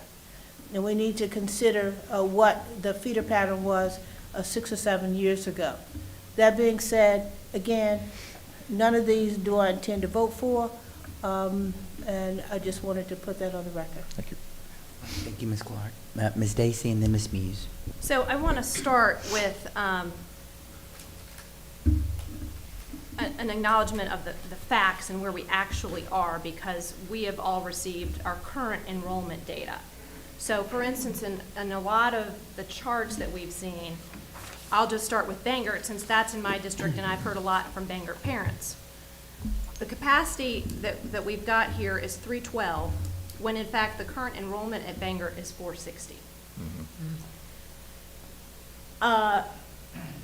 One of the goals, I think, is to try and keep community schools, and we as a district have a responsibility to try and keep as many families involved in our school system as possible and not drive them out of our school system. As all of these maps are drawn, all of Trent Woods is not in the Bangor School District. And it changes Bangor in every scenario. So that's a non-starter for me. People buy homes in that neighborhood with the expectation that their kids are going to go to Bangor. We know there are a lot of kids who are there because they've been reassigned there. It's a significant number. That would free up room there, and what we're doing in every scenario is sending those kids to schools that are outside of their community. That's going to cause families, I know for a fact, to put their kids in private school. This is just what's going to happen. So my first question, and Dr. Miller has said this, you can probably confirm, Mr. Miller, but my understanding is we only have, as it stands today, in K through 5, capacity for an additional 250 students countywide, correct? That's about right, yes, ma'am. So that's how tight Yes. it is, with every Every school open. on the map. Yes, ma'am. So, when we started this, I think some of us had the impression that there was more capacity than there actually is, when you look at what the numbers are. And the last thing I want to do is to get into a situation where we are moving kids, and I still think to me, it looks this way from a lot of the scenarios. If you're moving kids from Bangor to Ben Quinn, and we have Ben Quinn in every scenario at 127% capacity, when I drive to Ben Quinn and see a brand-new apartment complex that is not yet open, and we have another new development that will be starting in 2025 past Craven Forest, I think it is a mistake to move additional kids to Ben Quinn at this point, given that we don't really know what's going to happen with that development. And I know you don't have a crystal ball. And all of that will not happen immediately. But to me, that just indicates that Ms. Clark is correct and that this is just not an appropriate time to move forward with this. I also want to make it clear that we had a very, I thought, robust discussion about J.T. Barber in the spring. My position remains the same on J.T. Barber. At the end of the day, I want as many of our kids in this school system in a seat, in a school, during the day as I possibly can have. I don't want to put impediments in the way that might make it less likely for a child to get to school. That's why we have community schools, right? So I cannot support and won't support repurposing J.T. Barber at this point. And I think we have been, the revisions that you've made have taken into account concerns that other people have in the county about what they might do in terms of, well, we're going to pull our kids out of your school system if you change the line here. Well, that's the case in every possible scenario. So we have to be sensitive to that, particularly given that we know we have new competition coming into this marketplace all the time. So that's all I have for now. All right. Dr. Miller, and then I'll get you, Ms. Hughes, Dr. Miller wants to. I will just remind the board that when we started this, you remember what I said? It's a great idea until it's my school. You remember when I said that? And here we are. So I will just say, and I'm hearing like, whoa, let's stop. And this is clearly the board's process, the board's decision. One of the things you could do if you did not want to move forward with redistricting, we could, as we did several years ago, be more strict about reassignments. And as Ms. Dacey said, when you bought a home in Trent Woods, you thought you were going to Bangor. And I'll pick on Vanceboro, Mr. Manning. But when you bought a home in Vanceboro, you were not anticipating going to Bangor. The problem is families are choosing, and several years ago, we stopped that the last time you did redistricting, and we've slowly kind of moved back in the other direction. That is very hard to plan for, to staff for, because we're looking at, like he said, addresses, and students are living in areas. James Smith's another one. I know Mr. Murphy's concerned about the low enrollment numbers there. Well, when we look at those numbers as addresses, but 12 families choose New Bern, let's just say Bangor. I don't know that that's the case, so don't quote me on that. That is limiting the capacity for the people that live in that area, and it's also lowering the numbers at James Smith. Mm-hmm. So that's one direction the board could move to, is going back and being very strict on reassignments. You let folks go for hardships, being very clear on what that is, and we let staff place their children at the school of their choice, which is one of the benefits for staff members. So I'm just throwing that out there because you've asked me for data about reassignments, and there's a significant number of students that are reassigned. And when he's looking at addresses, that doesn't necessarily mean that they go to that school. So it's putting a burden on schools, and had one yesterday, a parent that wants their child to go to a particular school, and they are, and it was Bangor, they are maxed out. So moving a student there, even if they had a teacher, it's going to put them over the number. They have to hire another teacher if they don't have another classroom. So that's another step one, if you will, if you want to kind of slow down on the redrawing lines, is to move back toward limiting reassignments. I'm just throwing that out there as points to ponder. Absolutely. Ms. Muse? So it's funny that Dr. Miller mentioned that, because I was going to ask about and bring up the reassignments. I was a parent in the district when we were redistricted before. And you know, when you rent a home or buy a home, what your school district is. And you choose to buy or rent a home in areas with assigned schools. I think that if we slowed down on allowing reassignments, that would also give us true data as to the number of children that are in our schools. And if we look at feeder patterns, sorry fellas, the West Craven area is kind of what the West Craven is. I mean, you've got, you know, that's a little clearer. Kind of the same thing for Havelock, but you've got the two middle schools that kind of make things a little messy. And then when you get to Newbern, because we have so many elementary schools, when you start feeding those kids out into middle, and you only have the one high school, but especially the middle schools, that can cause a lot of unbalance, and things get really messy there because of just all the elementary schools that we have. So I'm prepared to make a motion, actually, to pause this. Let's tighten up the reins on reassignments. Run it for a year. We put forth a good faith effort.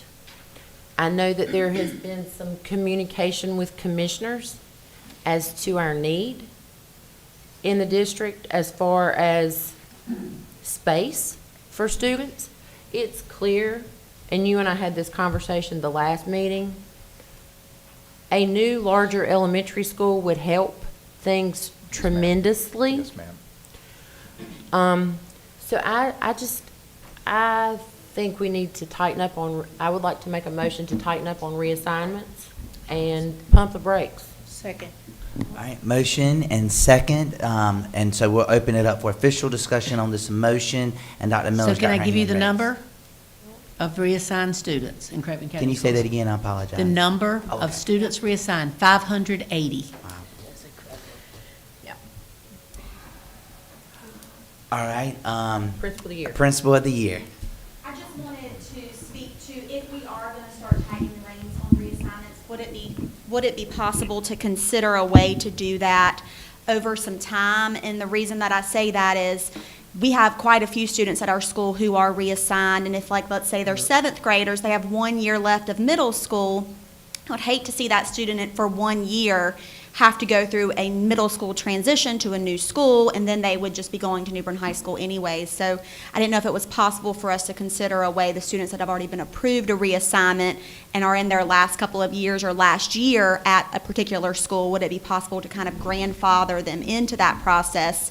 Because that would be a lot of kids who would be kind of ripped from a place they've already found community and identity to go to another school for 1 to 2 years. So I think it'd be a case-by-case basis, so. like it is anyway. Yeah.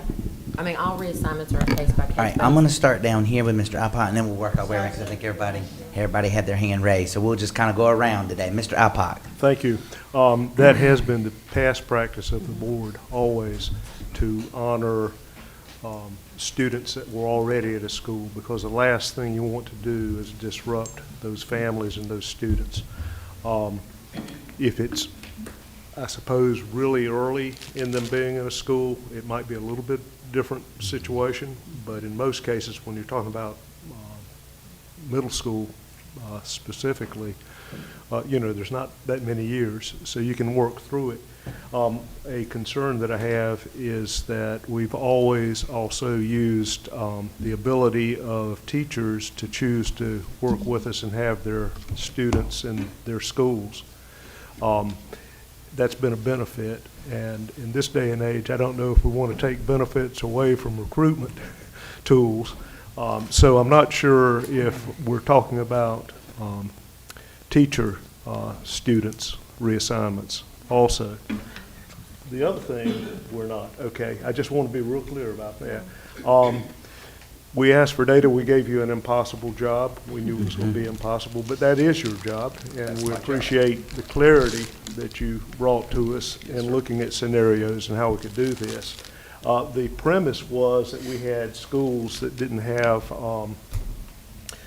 we had more space than we needed, and we could therefore close 2 schools. Well, the data clearly says there's no way we can do that right now.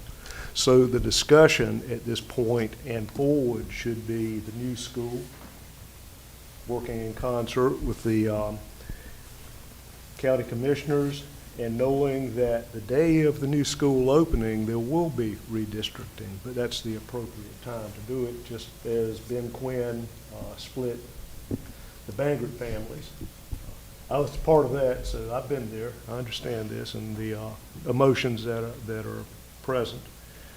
Turns out that was a wonderful experience, so we had a great success at Ben Quinn too. So, a lot of times you worry about I guess what you don't know, and then you find out what's wrong with a brand new school and be reassigned to it with all the modern everything. Anyway, but we don't have capacity. The data now clearly shows in all the scenarios we're just shifting it around. What surprised me is that even closing schools or keeping them open, we still end up with 127% at Ben Quinn.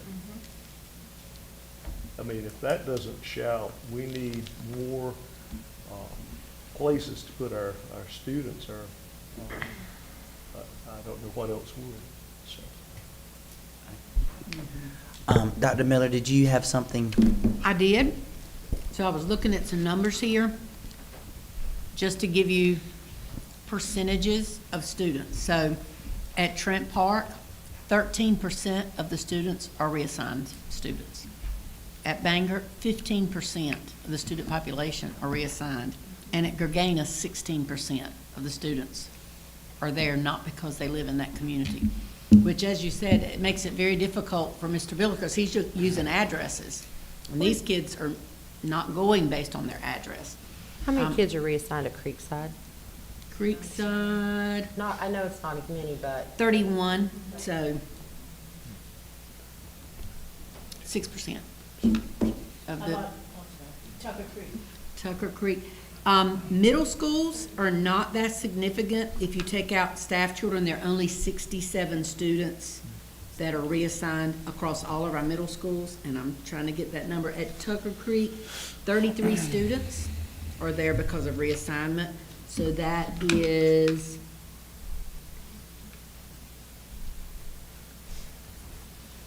testing my math skills. 6% as well are reassigned. So a couple of things to think about. Of the reassignments, 243 are employees, students. Ms. Lee reminded me to explain to the board. Many folks think reassignments of employees means I teach at Creekside. I live in Jasper, so I'm taking my students to Creekside. That's not always what it means. It could mean I teach at J.T. Barber, and I want my students reassigned to Trent Park. So some point to ponder on that. 243 are employees, and they're all employees, regardless of position. It's not just teachers. Make that clear. At middle school, if you take out employee students, all middle schools, you're only talking 67 students. Last time we did redistricting and we tightened up on the reassignment at the same time, the board, the sitting board allowed 5th grade students to be grandfathered in, 8th grade students that were going into 8th grade to be grandfathered in, so that you didn't, as Ms. Watson said, disrupted their last couple of years. The issue with that is you're going to have a family with a 5th grader who has a 3rd grader, 2nd grader, and a kindergartner, and then they're going to say, well, I want my family together. The last board said, then you go to the school where your house is. Again, direction from the board, staff will implement as the board directs us, but those are all things to think about. Certainly some of our schools that are overburdened, one of the ways to get that closer to the ideal number is to look strongly at reassignments. And I will tell you, when this was redone before, it was very strict. Mr. Ibach can remember, and we put it out there. Reassignments have to be, a hardship is not, I've put my child in a daycare and the van goes there. That, it was like a medical issue. I think of some of our EC students who tube fed, in a situation that emergency could occur and they needed to be close with their child. It was those type situations. Remembering too, the EC classroom, separate settings, students are placed in the program. It might not be in the school where they live, their address. So something to think about that as well. Decisions made early as possible, because Dr. Patrick has to figure out where their space. If they move students pre-K, Renee Harrell has to figure out where their space to move students. So again, however the board chooses to direct us, staff is certainly willing and ready to implement. We just need to make clear prior to, I would like it by the December board meeting, we're really clear on our direction so families can be aware of next steps. If we're going to change reassignment, if we're going to tighten up on it, any changes, I think it's only fair to let families know early. So that's just not my opinion, points to ponder as you make a decision. Okay. And just before the motion was made, Ms. Kitzinger did ask to speak, and so before we continue with our round circle, I do want to honor that. So Ms. Kitzinger. Well, I'm not sure that it's really relevant now because the conversation is completely different, but I did have a lot to say regarding the entire redistricting idea in the first place. So I guess I'll just say it anyways. So I wanted to thank you, Mr. Miller, for taking in our feedback and providing us with these revised options. The main goal of redistricting was to better utilize our school facilities while easing some capacity issues. Having 8 schools that are over 100% capacity, both the previous 4 scenarios and the 4 presented today, the best we could do was to get down to 6 and 5 respectively, and that is without repurposing any schools. It was my opinion that in order to be most efficient, rather than closing the doors at 1 or 2 schools and dispersing those students to surrounding schools, which produces a domino effect, it might be best to work forwards instead of backwards.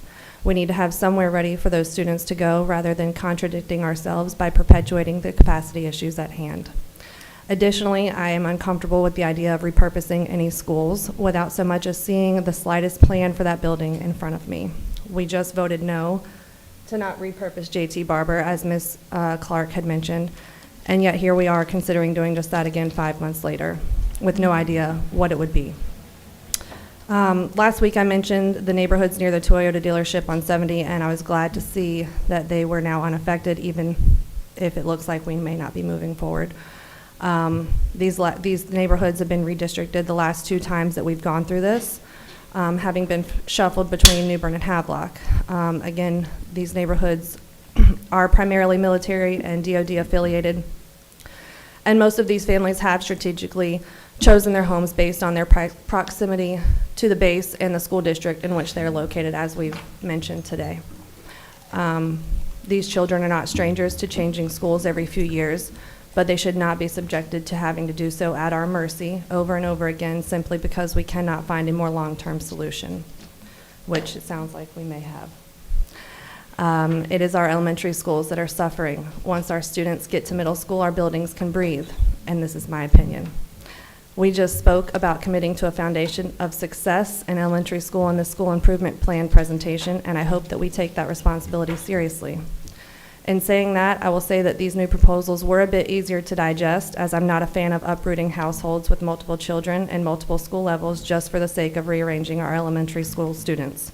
Our families, and more importantly, our students, are not just numbers or dollar signs. They are children that depend on us. We are here to ensure that their educational journey in Craven County remains as uninterrupted as possible, while also staying cognizant of the widespread effects that our decisions can have. So with all that being said, I hope that we do not redistrict right now, and I think that looking at it at a later date is probably the best choice. Thank you. And then we'll come back with our circle, going around the circle. Ms. Muse, did you have anything? So I was just going to respond to Ms. Watson. I mean, we look at, well, not we, but every reassignment is supposed to be requested every year, even for children that have went there 6th, 7th, and, you know. So that would continue to be a case-by-case basis. But Dr. Miller is correct. I mean, if you were reassigned in kindergarten, I mean, you obviously have neighborhood friends where you live. But, you know, you can go to the school you're supposed to go to for 1st grade or 2nd grade. You know what I mean? Because you have friends in your neighborhood, I'm sure. So, but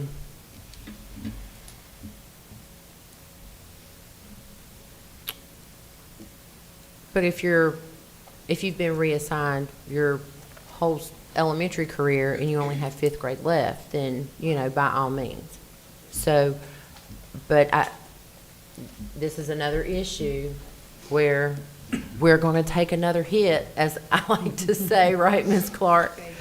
So when reassignments are requested and parents want to appeal it to the board, and they will, we have to, this isn't a hardship. I mean, and let's be honest, if Grover and HJ are a mile apart, so if you're driving to one school to pick your child up, a mile is not going to make or break you. You know what I mean? So that is not considered, in my opinion, a hardship. So that's where we are. Ms. Stacy? Yep, I agree with Ms. Muse, Mr. Chairman. So I think that we have to be really tight about the reassignment. That would be my view. And I can understand limited scenarios in which we would grandfather 5th and 8th graders, I guess, or rising 5th and 8th graders. But we cannot say because you've got a rising 5th grader, every other child in the family gets to stay in the school. That is not gonna be a hardship in my view. I do see a benefit to continuing to offer this as a perk because we have so few to offer to staff, especially our teachers. But I would certainly agree with Ms. Muse in that it's not going to be a hardship for grandma to, you know, she lives right by Grover and she can only go to Grover. That's not a hardship. That doesn't count. That will be a no, a hard no. So do you have something else to add? I just wanted to say that during the last reassignment, I was the principal at Bangor, so I lived this, and one of the things we had to say to them a lot, okay, you have a rising 5th grader. We will honor that reassignment, but you have to, as a parent, have to make the decision, do you want your students split? Do you want your children split? So the 5th grader can come, but the K1 and third grader, they're going to have to go to their home school. So that comes back to the parent. Do you want is it more important for your 5th grader to go to Bangor or for your kids to all go to the same school? And we followed through with that, and parents had that option for their 5th graders only, going uprising, and we held to that. Right. Students, not families.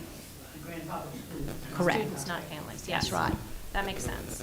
And so I just, for the benefit of the public, I think we have to, everybody needs to understand, these lines are drawn in a certain way, and you're in that district, that's your school, and those are the people who, in a reassignment policy like we're describing, they have the priority, not the folks who are reassigned into the school. So the other thing I think that we should look at, and I don't want to amend the motion in any way, but I do think that we need to examine where we do have separate settings and where they are taking up physical space in our buildings, because that's not something that I mean, I'm sure they're in these numbers, but we don't know what that is and how movable those classrooms are. I understand why we want them integrated. I also know that they can take up a lot of room. So I think we need to have an understanding of how that plays into this whole plan. And I also want to just step back for a minute and sort of explain to the public, for everybody who may not really be aware of how we got to this point in this discussion. And we have had conversations with folks at the county level, and I think that in large part we got to a point where we were discussing redistricting because of some of those conversations, but also because of the history of what was said by prior superintendents to county officials, and unreasonable expectations, I think, and promises were made about closing buildings and those kinds of things. And it is very much a chicken and an egg kind of problem, because we don't have room or money to build new buildings without the assistance of the county commissioners. And I think a number of years ago, they were given this impression that we had all this extra capacity, and there was a point in time when enrollment was down. It is now increasing. And I think this whole exercise makes it really clear that we don't have the space to move kids around without building some additional capacity in certain areas. And so I think that's just where we are, and now we have to go about trying to work out the details to make sure that they'll go along with our plan, because we do have a lot of buildings that we also need to maintain that are older, and frankly, we've got to have the funds to do that as well. So, but I support the whole idea of tightening up with the reassignment. Thank you, ma'am. Mr. Murphy? When it comes to reassignment, I also think we need to look back at our policy. I think that we do need to push people back to their schools that they're supposed to be at. You know, I do want, I did look at the redistricting as a way of trying to clean up the feeder patterns a little bit for the west side, because we currently have 5 elementary schools feeding into the other spots, and some of it's just like 16 students here, different things. And so I like the fact of cleaning that up, but you know, if the board doesn't want to go that way, I'll support that. But I do think that the west side has, I haven't seen the numbers yet, but I do think they have taken a hit from this reassignment issue, because there's a certain amount of money that comes with every student. And when they get reassigned, it takes it away from that school. And I have an issue with our current reassignment policy, because, you know, I grew up as a teacher's son, and I always considered it was focused for assisting the teachers with their children in the school system. But I have now learned that it is also all the way to central office. Well, I'm not sure. I mean, I love everybody that works at central office in the school system, but, you know, I don't quite understand the fact of why you get to pick. I mean, I know on the west side why you get to pick. If you were working at West Craven Middle School, West Craven High School, or something like that, we have shuttle buses to get you from the elementary school to the middle school or to the high school, and that helps with getting that child back to that parent while they're still at school. I understand that factor of why you would need reassignment to help with that child. But just using the factor of I'm a staff person and I just want my kid to go to that school because that's the school I want him to go to, I think we've got outside of the scope of the purpose of the reassignment was to assist you. It wasn't just trying to like elevate your student into a specific school. And so I think we've got to draw that back because it's hurt our other schools. And that is something that I can't go with and I'll never support. All right, Ms. Kitzinger, you've already spoke. Do you have anything It else? was just about well, I didn't really say anything about tightening up on this. That was my first thought when we got this in the board update the other day, was that if we tightened up on this, it would relieve a lot of pressure. And I think it would be a good idea if we looked at putting students back in their district. Unfortunately, that would be the case. So that's it. All right, thank you. And Ms. Clark? Two things. One of the mantras that Dr. Miller used to espouse is Craven County Schools United. So for us to say that you must be a teacher in order to assign your child to a school, I can see us, Mr. Murphy, limiting it. If I'm a custodian or a nutritionist at Gorganis, I would want my child to go there, not necessarily to go to Bangor. So I would like us not to exclude them. And then secondly, Dr. Miller, a suggestion I have for further tightening it, if I'm not an employee of Craven County, no matter what my position, I would like us not to if I'm a private employee, I shouldn't be able to say it's a hardship because I work at a certain spot, so put my child next to me. That's not a perk for a current or employee. Okay.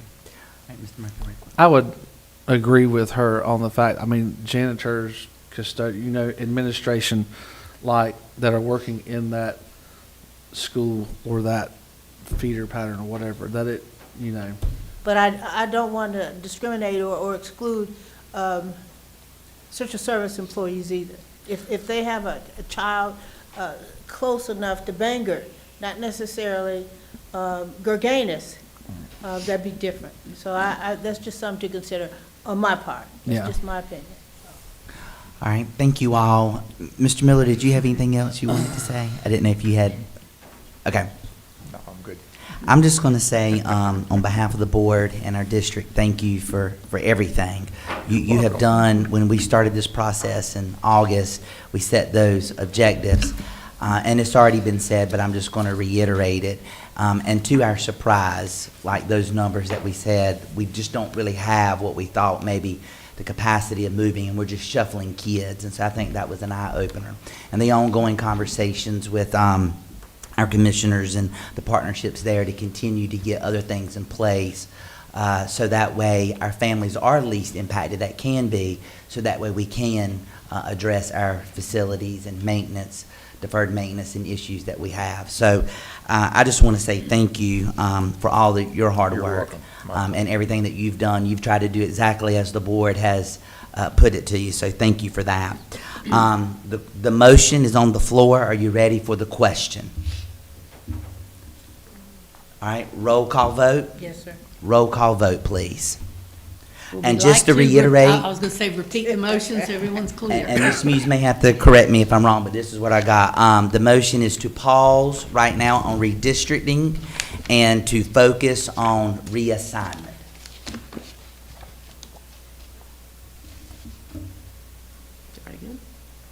Mr. Brent Manning, Yes. Mr. Scott Murphy, yes. Ms. Naomi Clark, Yes. Ms. Jennifer Dacey, Yes. Mr. Carl Ipock, Yes. Ms. Lauren Kitzinger, Yes. Ms. Kelly Muse. Yes. Unanimous. All right, thank you, and it passes. Thank you, board. Dr. Can Miller? I say one thing as we're ending, because I think what the next step's going to be, not for Mr. Miller, but for Dr. Miller, will be looking at reassignment. So current policy 4150 states this. Let me find where I saw it. It must be a hardship. Requests for reassignment to schools with a projected enrollment that exceeds the capacity for that school will be denied. That's what your current policy says. And I have to reiterate what Ms. Muse said, is if Dr. Monroe denies it, they appeal to me. I deny it, they will appeal to the board. So we have to be very consistent if we're going to follow a policy that we're ready to do that. And clearly, we will have conversation about what constitutes a hardship. And one other thing I would need to say as we're talking about this, I know that Mr. Miller acted under your direction and your goals, but several years ago when these conversations were had with the commissioners, you remember a lot's changed, particularly class size. So schools may have had room because we didn't have the restrictions of class size. Now that we have K-3 class size maximums, you hit that max, you've got to open another classroom, whether it be for 5 students or 8 students. That all played into where 8 years ago we may have had capacity in our buildings, same buildings, but now we don't because things have changed, such as class size laws. Just wanted to bring that so that the public hears there are things that have changed, and why maybe a few years ago, I think the comment was we could close 3 schools. That is not the case now because of our class size. And again, I'll say it, I've said it 1,000 times, kids don't come in little dozens like eggs. So if you have 4 here, 4 here, and 4 here, it takes 3 classrooms and 3 teachers. So you can't just look at ADM and say divided by whatever, that would be good. It doesn't work like that. So just, I know the board knows that. I think the public needs to hear that the board went through this journey to see where we were, and once the numbers kind of shuffled out, they didn't appear where the board thought, or even I thought. Certainly I know Mr. Miller from the beginning said you don't have a lot of seats. So, but I do appreciate the board addressing this and letting the public hear you grapple with the challenges we have with our buildings and with making sure every child gets a quality education in front of a qualified teacher. So commend the board on that, and certainly we will have more conversations publicly at meetings regarding the reassignment process. Yes, counsel. So I'd be happy to give you my advice in closed session more specifically, but I did want to point out, while you in policy can direct Dr. Miller to manage this process a particular way, remember the General Assembly has told you how you must run and what you must consider in each individual reassignment request. Okay? And that's in 150C, 115C 369C.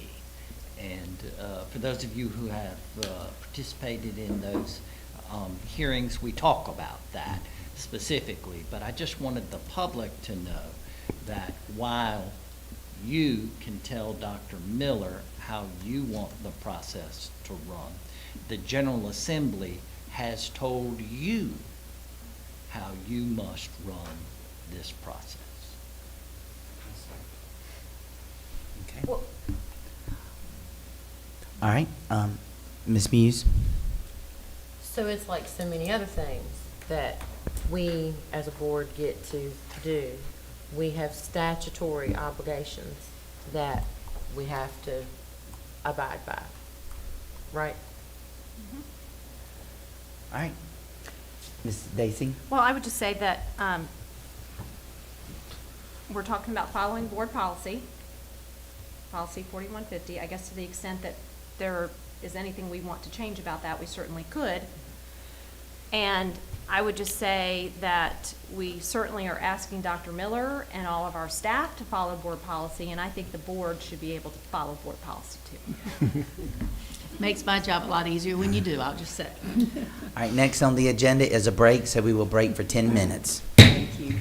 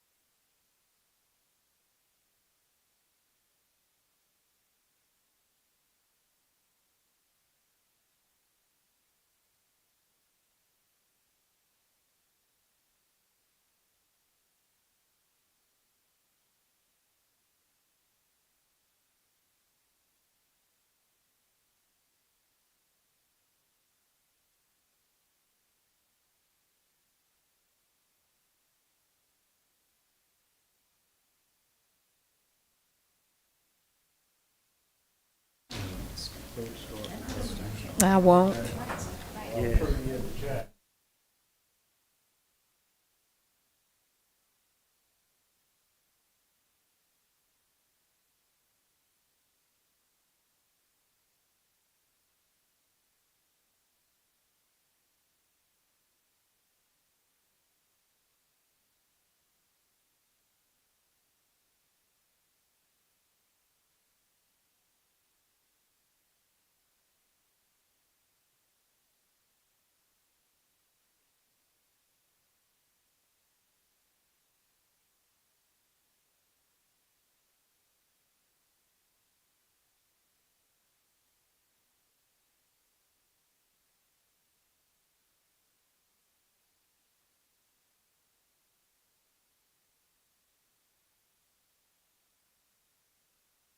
It's personnel, can't talk about it.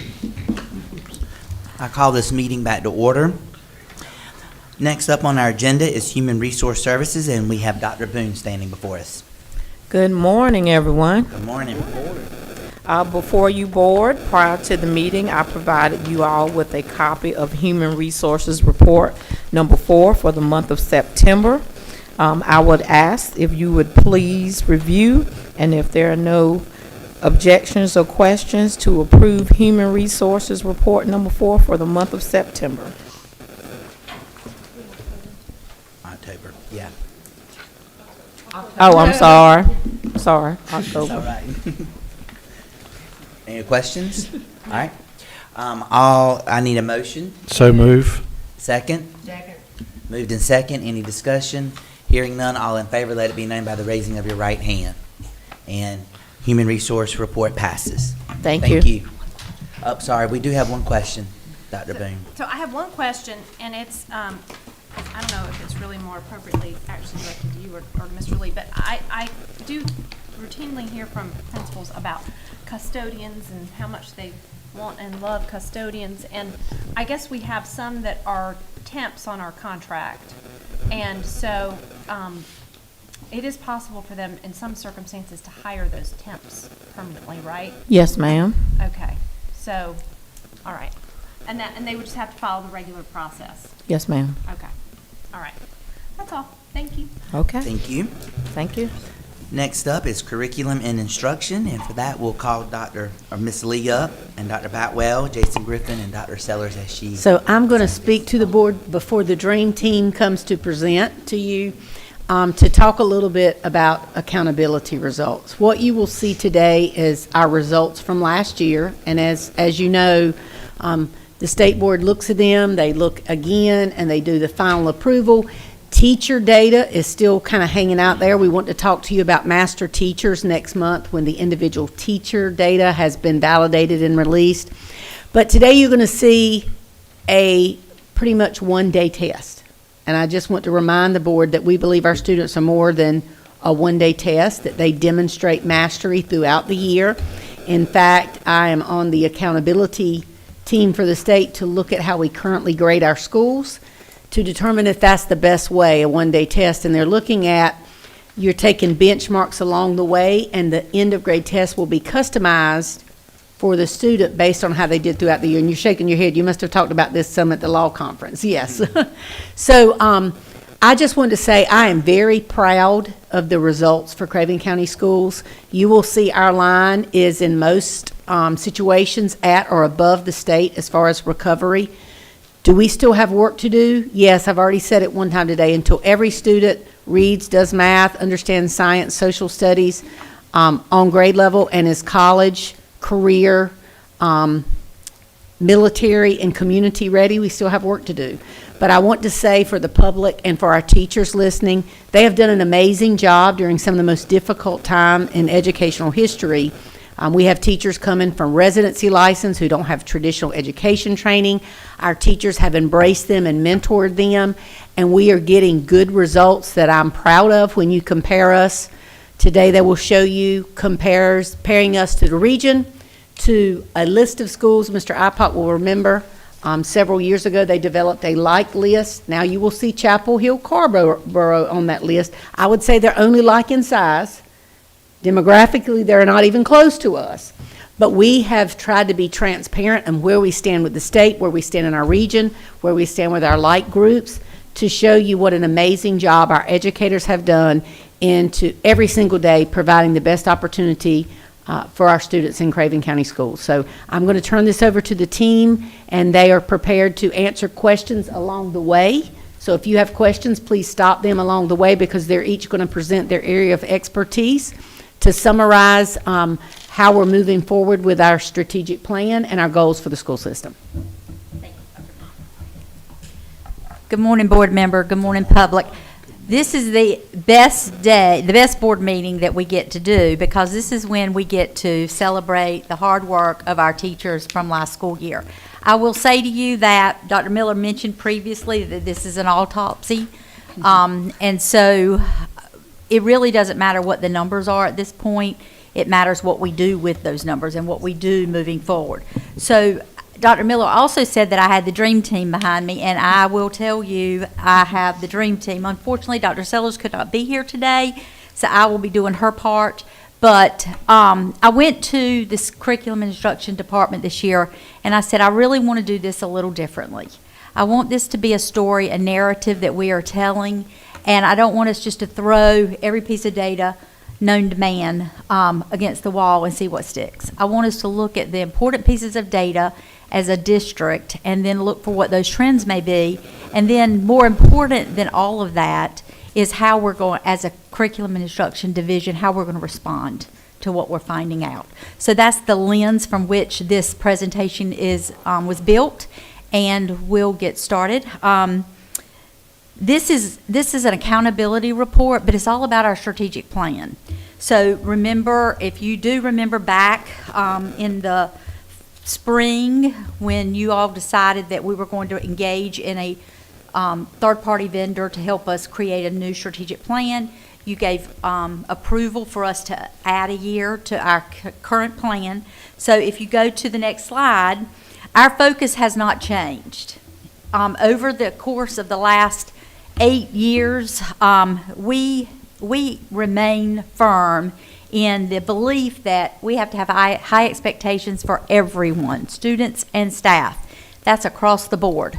And we know that in order to meet the needs of our community and what the expectations are of our community, performance standards have to be excellent. And we know we're not there yet, but we certainly feel like we are on the way to that. The only way you have high expectations for everyone is if you have accountability for everyone. So accountability has been very important, making sure that our teachers have everything they need, our principals have everything they need, so that they can make sure our students are getting what they need. And then finally, one of the things that I think has been blatantly obvious across all divisions of our district is that we are not always aligned. So alignment between the district and our schools in all facets of education is so important. And that really has been the work that I've done since I came up here, is how do we get our schools aligned so that if you have a child in one end of Craven County and they move to the other end of the county, things are not so different they feel like they've gone to New York City. That's our goal, right? We should be similar enough from one end of our county to the other that things make sense. Next slide. So our strategic goals remain focused on these 5 areas. We have the learner, the educator, teaching and learning, community engagement, operations and resources. All of our goals are around that. Dr. Miller presented the school improvement one-pagers earlier today, and all of our schools have goals for all of these strategic goals. And that can all be found on their webpage. We are, as a North Carolina school, we have to use the NC Star platform, so everyone on their webpage has the NC Star login and guest login for parents, and anyone can go on and view the entirety of that plan. So next slide. I want to give you a little bit of contextual information, because I think this is really, really important to set the stage for our conversations today. This is the first year since before the pandemic that we are starting to see a 3-year trend again. We have 3 years' worth of data. So now we have some data that we can say is clean enough to start making some instructional decisions and district-wide decisions regarding curriculum and instruction. Last month at your Board of Education meeting, Dr. Miller presented the learning loss and recovery to you. So we wanted to make sure we tie that to this work. We know that we have kids who suffered greatly during the pandemic. We have educators who still are not over the results of the pandemic. We also know that our teachers never took their foot off the gas. We never stopped pushing our kids to learn. COVID wasn't happy times for anybody, but we did not stop educating students. And our recovery data shows that we exceeded what the rest of the state has done in recovering learning loss. I say all that because the next bullet point is where I think we have to spend all of our energy this year. We have to engage our stakeholders. We have to have engaged, active learners in our classrooms. We have to have engaged, active educators standing before these children, making sure that we're holding kids accountable and we're providing all the supports and scaffolding that they need to be successful. We have to engage our parents and our community. We hear all the time that that's a parenting issue. You're right, it is a parenting issue frequently. However, if we don't engage those parents and we get them to come into these schools and help us help their children, it's like beating your head against that cinder block wall. So engaging all of our stakeholders, that is the key to our next stage of success, and having high expectations for every single person that has anything to do with Craven County Schools. So I wanted to provide that platform today. I'm going to turn this over to our amazing Dr. Boutwell, who's going to go over some data with you, and then each of the directors and myself will respond to the data as we as a C&I division we're going to tackle these issues.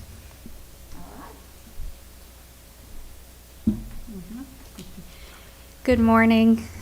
Thank you so much for this time. I'm particularly excited to share this data in this way today. I do lots of numbers, but I love telling the story. It's right here? She's got it. I'm on it. She's going to get better. Yes. So if we could go to the next slide, please, and start with post-pandemic recovery. One more slide. Sorry about that. So it was sort of mentioned earlier, but I think it's important to take the presentation that Dr. Miller presented last month and combine the two so that you could see she was giving you kind of a heads up about the amazing work that's being done. So the first thing is that we are seeing very strong gains post-pandemic in regard to what was happening pre-pandemic. The 22-23 data is showing some really great things for Craven County Schools. North Carolina students, so we are talking Craven, but let's also talk North Carolina students, are continuing to recover at really great rates. They are picking up with ground lost in virtually all grades, all subject areas, and student subgroups. Student subgroups being one of the areas we are really, really focusing on this year, and so that's an important bullet point when we talk about recovery. The other thing to mention is that across the state of North Carolina, there is progress showing that more than 7 of every 10 schools are meeting or exceeding, and those that are not meeting or exceeding, it was only 1 percentage point higher than what it was pre-pandemic. So 18-19 in comparison to 22-23 only rose by 1 percentage point. And then Superintendent Truitt has stated that last year's accountability results, again, are showing really promising news that we are on track to recover from COVID-19 setbacks. Next slide, please. So I want to talk about the performance composites, and as Ms. Lee mentioned, we are now able to look at 3-year trends, and so that's what we've done for you here today. The first column is going to be year 2021, 21-22, and then of course the final column is going to show you 22-23. Across these slides, everything in blue is going to represent Craven County Schools, and on the right-hand side in the orange is going to represent the state of North Carolina. So I think this is a great slide to start off with because it shows the work that's happening in Craven County Schools. In 2020, 2021, we were operating about 3 percentage points below the state of North Carolina. Last year off by 0.1%, and this year we are absolutely equal. So I think that trajectory and that pathway shows that we have every anticipation for this school year to surpass the state average. Okay, if we could go to the next slide, please. So we're going to talk about cohort graduation rate. Again, we actually pushed this back to pre-pandemic so that you could watch the trend line up until last school year. Now, this is an area of focus for us this year. This is not a slide that was a surprise to us, and I think you would find that many of the leaders, including our school leaders, went into the summer as reports were coming in knowing that this was going to be an area of focus for Craven County Schools. So in 18-19, you could see we were just above the state average. 21-22, which would have been 2 years ago, we were about 3 percentage points, and we've dipped, and we're now at 80.8% for our cohort graduation rate. However, those are conversations that were already being had with our principals, our administrators, our district level team, and we went into summer leadership talking about what we are going to do to improve the cohort graduation rate for all of our schools. It's not just about high cohort graduation for our early colleges, it's about our traditionals as well. The next slide is going to show you the 3-year proficiency comparison for reading. The left-hand side is going to show you reading grades 3 through 8, so that's going to be our elementary and middle school students. And then, of course, we assess English 2 at the high school level. So on the left-hand side, if we focus in on reading grade 3 through 8, we are seeing a steady increase post-pandemic, and you will see that this year, or excuse me, last year, 22-23, we are now above the state average in readings grade 3 through 8. On the right-hand side for English 2, I think it's important to see the recovery that occurred from 2021 to 22-23. So 2021, which would have been that first coming back from post-pandemic, we were at 58.6%, and then we went down to a 53.7 below the state average. We are now aligned with the state at 58.2, so you can see that trend line bringing us back for this school year. Next slide, please. All right, so we're looking now at math. This breaks up a little bit differently because we do have 2 math indicators at the secondary level. So math grades 3 through 8 appears on the left-hand side. Again, we're seeing a steady increase. In 2021, we were operating below the state level, and then you see last year that we ended right 1 percentage point lower. So you can see some gains there for math grades 3 through 8. NC Math 1, we see a substantial increase. We started in 2021 with a 20.4 percentage rate and ended at 39.8, almost doubling. And you can see that we have now, it's like the 2 lines, the trend lines have switched with each other. NC Math 3 is noticing a slight dip, but again, we're seeing some steady improvement in comparison to 2021. This is an area of focus for our secondary leaders because many students are taking NC Math 1 either in their 8th grade or 9th grade year. And so we're not only just looking at NC Math 3, we're also looking at our math indicator of making sure that they are taking the full math pathway before graduation. Okay, next slide is going to take us to science. We have science grade 5, science grade 8 in the middle, and then in high school students take biology. So grades 5th and 8th grade did feel decreases. We have that data, this data that offers insight as to why maybe those 5th grade and 8th grade courses felt a dip. And I know our curriculum team will address some of the action steps that are moving forward on how we're going to address 5th and 8th grade. But you can see alignment between the state and Craven County schools. Biology historically takes a bit of a hit, and for the last 2 years, biology has been a strength and a really exciting thing for Craven County schools. So you will see in 2021, we were about 10 percentage points lower than the state of North Carolina, and this year we have surpassed the state average for 22-23, up to 54.3%. That's substantial in a 3-year timeline when we're also talking about pandemic recovery. Okay, so the next slide is one, it's a little bit different this year in how you view it, but this is a traditional slide we would do during a presentation like this, and this is what do we look like in comparison to those around us and who look like us in size and in our region. So the first column is going to show you the southeast region, which is made up of 12 districts, and you can see them there, and you can see where Craven falls in that count. Beside that is going to be similar in size. This is a new piece of data that we're giving you this year. In the CTE world, these are called affinity groups, meaning that the enrollment looks like these are similar sized districts. So in that area, we have 14 affinity districts, and you can see where Craven falls. And then on the right-hand side is the one we traditionally would present, and that's our surrounding districts. And you can see Craven falls third out of 9. Before we move on to the next part, next slide, I'd like to talk a little bit, just to refresh on the ESSA accountability model and long-term goals.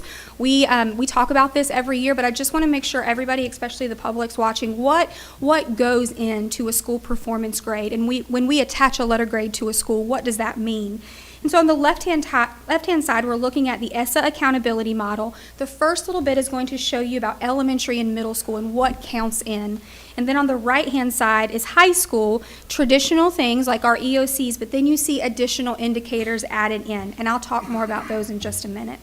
You also want to look at long-term goals. We talk about school performance grade, and that's really looking at the here and now and our grade level proficiency, but we also have established long-term goals for our district, and that is over the span of 10 years. A goal was created for Craven County Schools on how to move our students.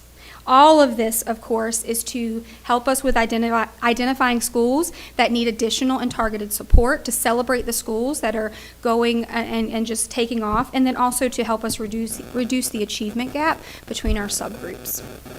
So if we go to the next slide, we're going to look at accountability measures, and it's important to talk about there's 2 different avenues there. We're talking performance, which is how they essentially did on the assessment, and then growth, how much did they grow in what is reportedly a year's worth of time with a student. In performance, we're looking at achievement levels of 3, 4, and 5. And level 3, 4, and 5 would be referred to as grade level proficiency. That's the one we would normally report on. But we're also looking at our students who are level 4 and level 5 who are deemed college and career ready. They're not just on grade level, they're starting to exceed that indicator. Growth, again, is going to look at a year's worth of growth for the instruction provided, and we do 3 indicators in that area. This is usually this is what we call EVOS, and that is did not meet growth, met growth, or exceeded growth expectations.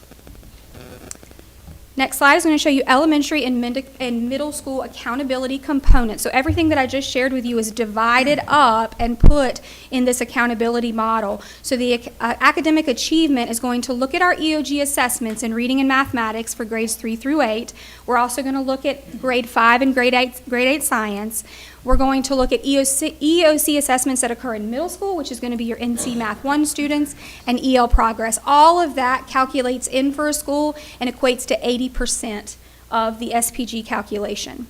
Underneath that is going to be school accountability growth. We're looking at English language arts that occur, so the EOGs that occur, but we're not looking at how they did on the test. We're looking at how they grew based on their expectations.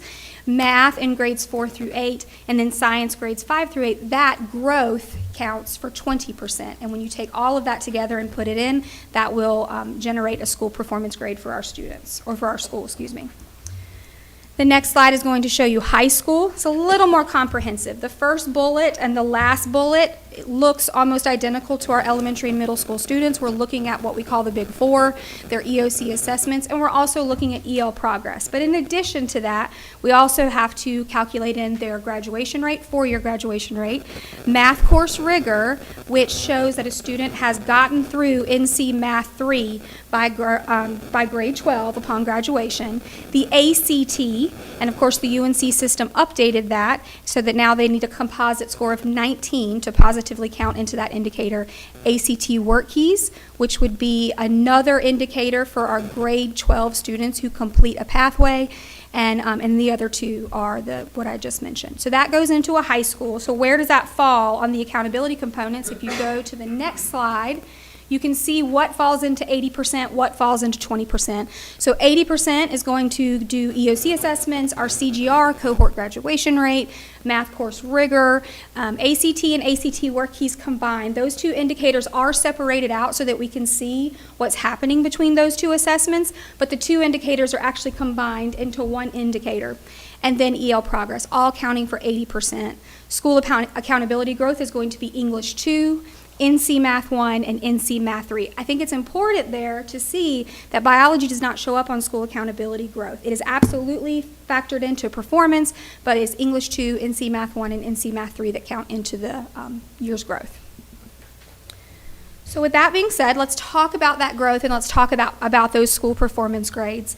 The left-hand side of this slide is going to show you the school performance grades for our school. Same thing, blue is going to represent Craven County Schools, orange is going to represent the state of North Carolina. So in Craven County Schools, you can see we have 7.7% of our schools are an A school, with 19.2 as a B, 46.2 as a C, and then you can see the percentages for our D and F schools currently for 22-23. This equates to about it equates to 73.1% of Craven County schools are A, B, or C. That is in relation to the state of North Carolina, which has A, B, and C schools at a rate of 64.6. So we have more A, B, and C schools in an average in comparison to the state. On the right-hand side, you're going to see the top pie chart is going to be Craven County schools and the amount of our 26 schools who did not meet, or exceeded growth. You can see those percentages there, but we have 69.2% of our schools either met or exceeded growth expectations for 22-23 in comparison to 72.9% met or exceeded in the state of North Carolina, so about a 3 percentage point discrepancy there. Next slide, please, is going to show you the growth status for our schools, all of our schools, and you'll notice CVA is down there at the bottom right, so I'll spend a little bit of time on that one in just a moment. But the first two columns are going to represent our elementary schools. 67% of our elementary schools met or exceeded growth for 22-23, and you can see the data there for those schools. We have 5 middle schools. 80% of those schools met or exceeded growth expectations. We have 5 high schools, 2 of which are early colleges, and that would represent 60% of our high schools met or exceeded. And then CVA, and CVA is its own little school. We can't really put it into elementary. We can't put it into middle and high school because they are calculating in both school performance and growth all the way down to grade 4 through 12 now. Last year would have had third graders when we're talking about this data. And so that school met growth with all of those indicators pumped into one. Not quite. I really want to talk about that. Yes, I can step to New York. Okay. So our low performing data, if you could go to the next slide, please. All right, I'd like to start on the right-hand side of the slide, if it's okay with you guys. So the low-performing schools after the data came in for 22-23, we have 6 here, and you can see those schools. 4 of those schools remained on the low-performing list in comparison to 21-22, and 2 additional schools were added. If we go to the left-hand side of the page, we have 4 schools that have come off the low-performing list after the data of 22-23, and you can see those 4 schools there. Okay.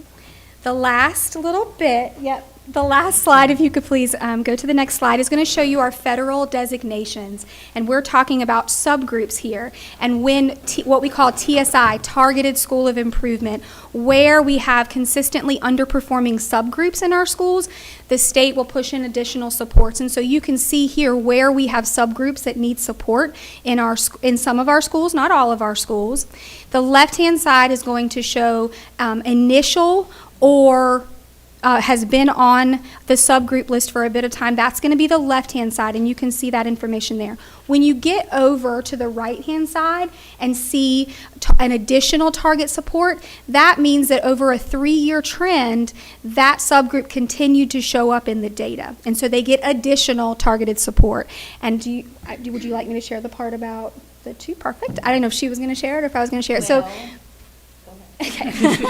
So what's really exciting about additional targeted support, when you see that 2 go after the abbreviation, it's based on a 3-year trend. So when you see that 2 on the end of a subgroup, it means that that school is eligible for that subgroup to come off. They are in a year where they could exit from that additional targeted support. So for example, if you're looking at Roger Bell, New Tech Academy with SWD2, if that subgroup outperforms this year and that would come off. because they're in an exiting year for SWD2. So lots of really great things happened during 22-23. Certainly some areas that need support, and everybody's on board for that. But I just wanted to give you this look at as a county and as a district. So thank you. Thank you. So I want to talk a little bit about this. I've got a little more stuff I want to say about this. Can I ask one question, if you don't mind? Pardon me? Can I ask one question? Oh, yes. Back onto the school growth status and the low performing, how is a school determined when they go into the low performing category? Because I noticed like HJ and Farm Life, they both met growth, but they fell into the low performing after the results this year. How does that work? Can you explain that? I can, and I hope I do it justice. That's a great question. So a lot of it has to do with the school performance grade that is assigned to them. So for example, a school that is a D or an F school is going to be a low performing school. So you could have met growth but still be low performing because you're a D or an F. On the flip side of that, you could have not met growth but changed into a C school, and you are no longer low performing. A good example of that would be West Craven High School, who has a lot to celebrate. If you look at the low performing status, they show is not met, but their school performance grade went from a D to a C. So they came off of the low performing list. Still need to work on growth, but their achievement results took them into a higher letter grade and took them off. And that grading scale, if I remember correctly, is 15 points? Yeah. 15 points. Is that right? So if you're kind of teetering right around 1 from 1, or if you're on one end of it, to move the ball, it can take a while. It can take some time, absolutely. Okay. So that is a big celebration when you see a letter grade move. That's huge. It is huge. Yeah. Just like we have bubble kids, we have bubble school. Amen. That's right. We do. I think another part of that is that a D school that meets is still Still low- considered low low performing. The exceed. only way you come out, if you're a D school, out of low performing is if you exceed growth. So because we met growth, and that sounds like we should be moving in the right direction. We met a year's worth of growth. That's what you're supposed to do, right? Right. So, but if you're a D, you have to exceed growth to come out of low performing status. Okay. Is everybody good? Because I'm seeing some puzzled looks. So the grade I just want to make sure I'm understanding this correct. The grade is actually what determines if they are a low performing The school. grade plus the growth. That's right. Okay. It's those two. Gotcha. Okay. Thank you. Did anybody else have any questions? Ms. Daisy? So, there are a bunch of abbreviations on this chart. Oh, yes. And I know what some of them are, but I don't know that I know what's SWD? Great question. That would be our students with disabilities. Okay, I think you did tell me that yesterday, but I couldn't, okay. Yeah, I think I got the rest of them. EDS is Economically Disadvantage. ELS would be our English language learners, which is different from our Hispanic population because you could be an English language learner but not a Hispanic student. Right. And then the first would be our Black population. Thank you. Thank you. Sure. Can you give an example of some of the targeted supports that they can receive? So I would probably divert that to the amazing Mr. Jason Griffin because he is deep in the targeted support. He oversees that, if that's okay with you. Yeah, of course. Can you repeat It doesn't the have to be question? elaborate. No, it's fine. Just an example or two of the targeted supports that they can receive from this slide.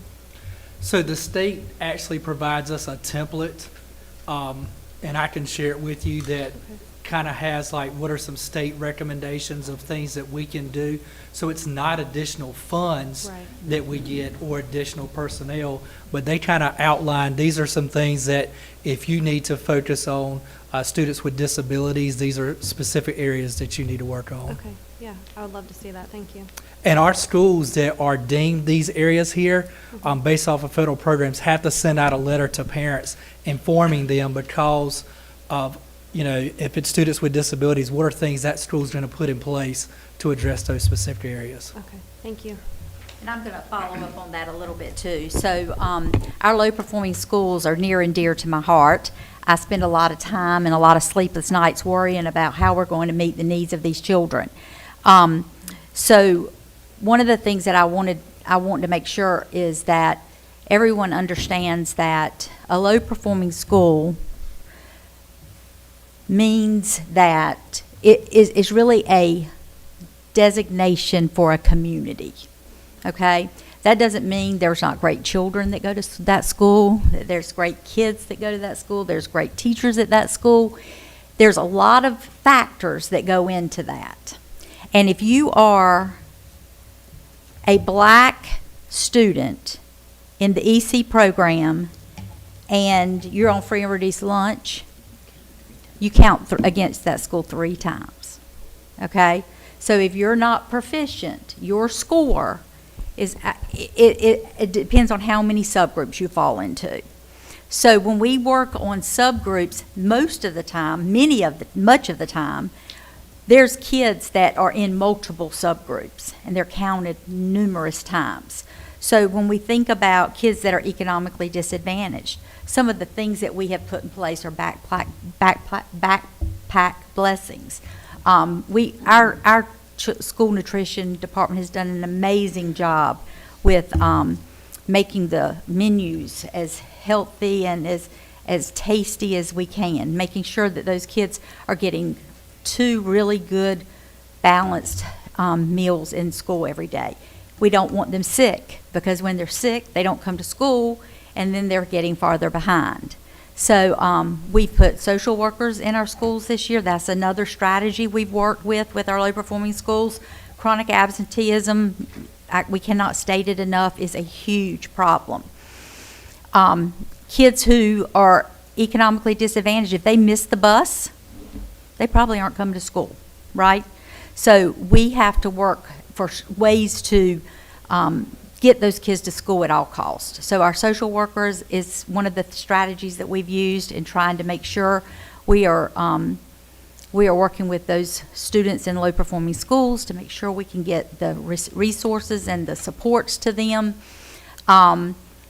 Additionally, I would say that our school-wide disabilities population, that is a subgroup that there's no doubt in my mind, Mr. Lee and I had a conversation about it. If we target that subgroup, that can make or break our district, because we are that close to those. That's in many of these schools, for that not to be a subgroup that is pulling us down. Our EC department has worked extremely hard to build up their programming, and I'm very proud of the work they've done.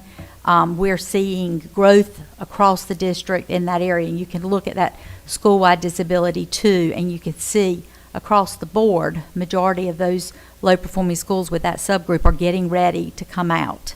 I believe they will come out this year. So those are some of the things that we've put in place at certain places, and I'll talk a little bit more about that, but we're going to go to the next slide. And I want to talk a little bit about district-wide curriculum and instruction support. We have spent years now focusing on the standards. Our teachers that have been with us for a while, they have been trained, they know their standards. I feel confident that they know their standards. But we have gotten to the place that we're teaching the middle of the road for the standard. The standard's breadth and width is this large. And so in making sure that we're teaching to the depth of the standard is hugely important. That when we get to that proficiency level and we got kids that are making 3s, we need them to be making 4s and 5s. Because if they're making 4s and 5s and they have a bad day, because we know testing is one day, they're not going to probably fall out of a 4 or 5, and they can still be proficient if they get to a 3, right? So we need our kids, and we have the largest percentage of our children are making level 3s. We've got to push them up, and the way we do that is making sure our teachers are teaching the depth of the standard. We are really working on making sure our instruction is rigorous, our assignments are rigorous, and our assessments are rigorous. Does that mean kids are not, or we're going to have struggling kids who are going to struggle with some of that? Absolutely. But we also are working with our teachers to help them learn how to differentiate instruction and provide scaffolding supports to those children. So we don't lower the bar, we hold the bar high, and we just feed supports to kids who need extra help. I know you saw in our data that our math scores, we're not very happy with our math scores this past year. That was an area that took a hit. And so one of the things, Dr. Sellers and I met with all of the secondary math teachers last year, middle and high, and we asked them, what is going on? What is causing the problem? So math, we continue to hear gaps in math. So the teacher population will be very happy to know that we will be starting the adoption process for a new math textbook for this school year. In the second semester, I'll be bringing the timeline. We'll follow our process. We have a flow chart that is very detailed in how we go about an adoption process, making sure our stakeholders, which are our teachers, and our students get to give us feedback on those products, and we'll be adopting a new textbook. With that being said, we heard a lot about fluency. We heard a lot about math gaps. So one of the things we did as a help right now is that when you think about mathematics, and I am not a mathematics teacher by trade, I'm an English language arts person, but I do know enough to know that when you teach math, you start out with a concrete level, and it goes from concrete, then it goes to what we call graphical, or what's the representation. I couldn't think of the word. I went from graphic to representation, and then we go to from that to I have completely lost all my words. Abstract, yes. Jason, you might need to be on my hip. So we go through those 3 stages. Well, our kids that are in middle school now, they were at home. They didn't necessarily have manipulatives. And they didn't get concrete, right. So one of the things that we've done, and you typically don't see a lot of math manipulatives in middle school, and you rarely see it at high school. We purchased math manipulatives for every secondary math class this year. And our coaches have been working with the math teachers to know how to teach using the math manipulatives, so they can shore up those gaps in concrete learning that those students missed because they were sitting behind a screen. So, and hands-on learning. We're not behind a screen anymore. We need kids up doing science labs. We want them hands-on learning, moving around the classroom, interacting with each other, and learning communication skills, and all of that happens in a very active, dynamic classroom. So that's what we are pushing this year, and we believe we're going to see some great gains from that. You all know, and I just have to celebrate this, that Craven County has, in January or December, we will be finished with our cohort 1 of our elementary teachers who had to take the letters training. Guys, that was 180 hours of professional training. They have finished their last face-to-face in September during the work day, and they have until Christmas now to get their coursework done. Our second cohort, which would be the teachers that started late that same year, because this has taken 3 years, they will finish in June. And then our teachers that started the next school year, that cohort 3, they'll be finished in December of next year. So one of the things that I'm very pleased about is that our teachers had the opportunity to, this was an investment in the educator by the state of North Carolina. And so I think we did a very good job of providing time in the schedule for teachers to work on letters. We provided professional development days, so we paid for subs so they could work on it in class. And we had all of our learning system coach become facilitators. We paid to have them trained to be a facilitator. That means we can sustain this work. We have a sustainability plan. Our next group of people that come in that haven't had letters training, those people can get trained right here in Craven County Schools by our learning system coaches, and we can move them right through our process. The way we rolled that out has allowed for us to have a sustainability plan. A lot of districts didn't do it that way, and I'm very proud of the work we've done there. We have new science standards coming next year. So they have been approved. I'm very pleased. I really like the new science standards. They are very hands-on. The content there wasn't a lot of change in content, but a lot more application, and it's a lot more hands-on learning. And so next year, we will be adopting, and they've already been adopted. We'll be implementing them next school year. With any new implementation of standards, we anticipate an implementation dip, is what it's called. And that is because teachers have new standards they've not taught before. So we're going to work, we've already started that training. We've got some teams that are being trained in November. The state is coming to our district to work with teachers on that, and other districts from around our region. And so we're working with that now, but we are excited about our new standards. Additionally, and I know Ms. Clark is going to love this, the implementation of the K-12 literacy standards are in play for next school year. They already are in play, but we've been working really hard on making sure our social studies, science, and other content area teachers, K-12, understand they are a teacher of literacy. And they have standards that are built into their content where they are responsible for teaching reading and writing across the curriculum. So we are excited about that work as well. And then the last bullet is an emphasis on the data analysis between school and district leaders focused on subgroups. So you heard Dr. Boutwell talk about subgroups at all of our principal meetings and our leadership academies. That's our conversation. Who are the children? Who is the face behind that number?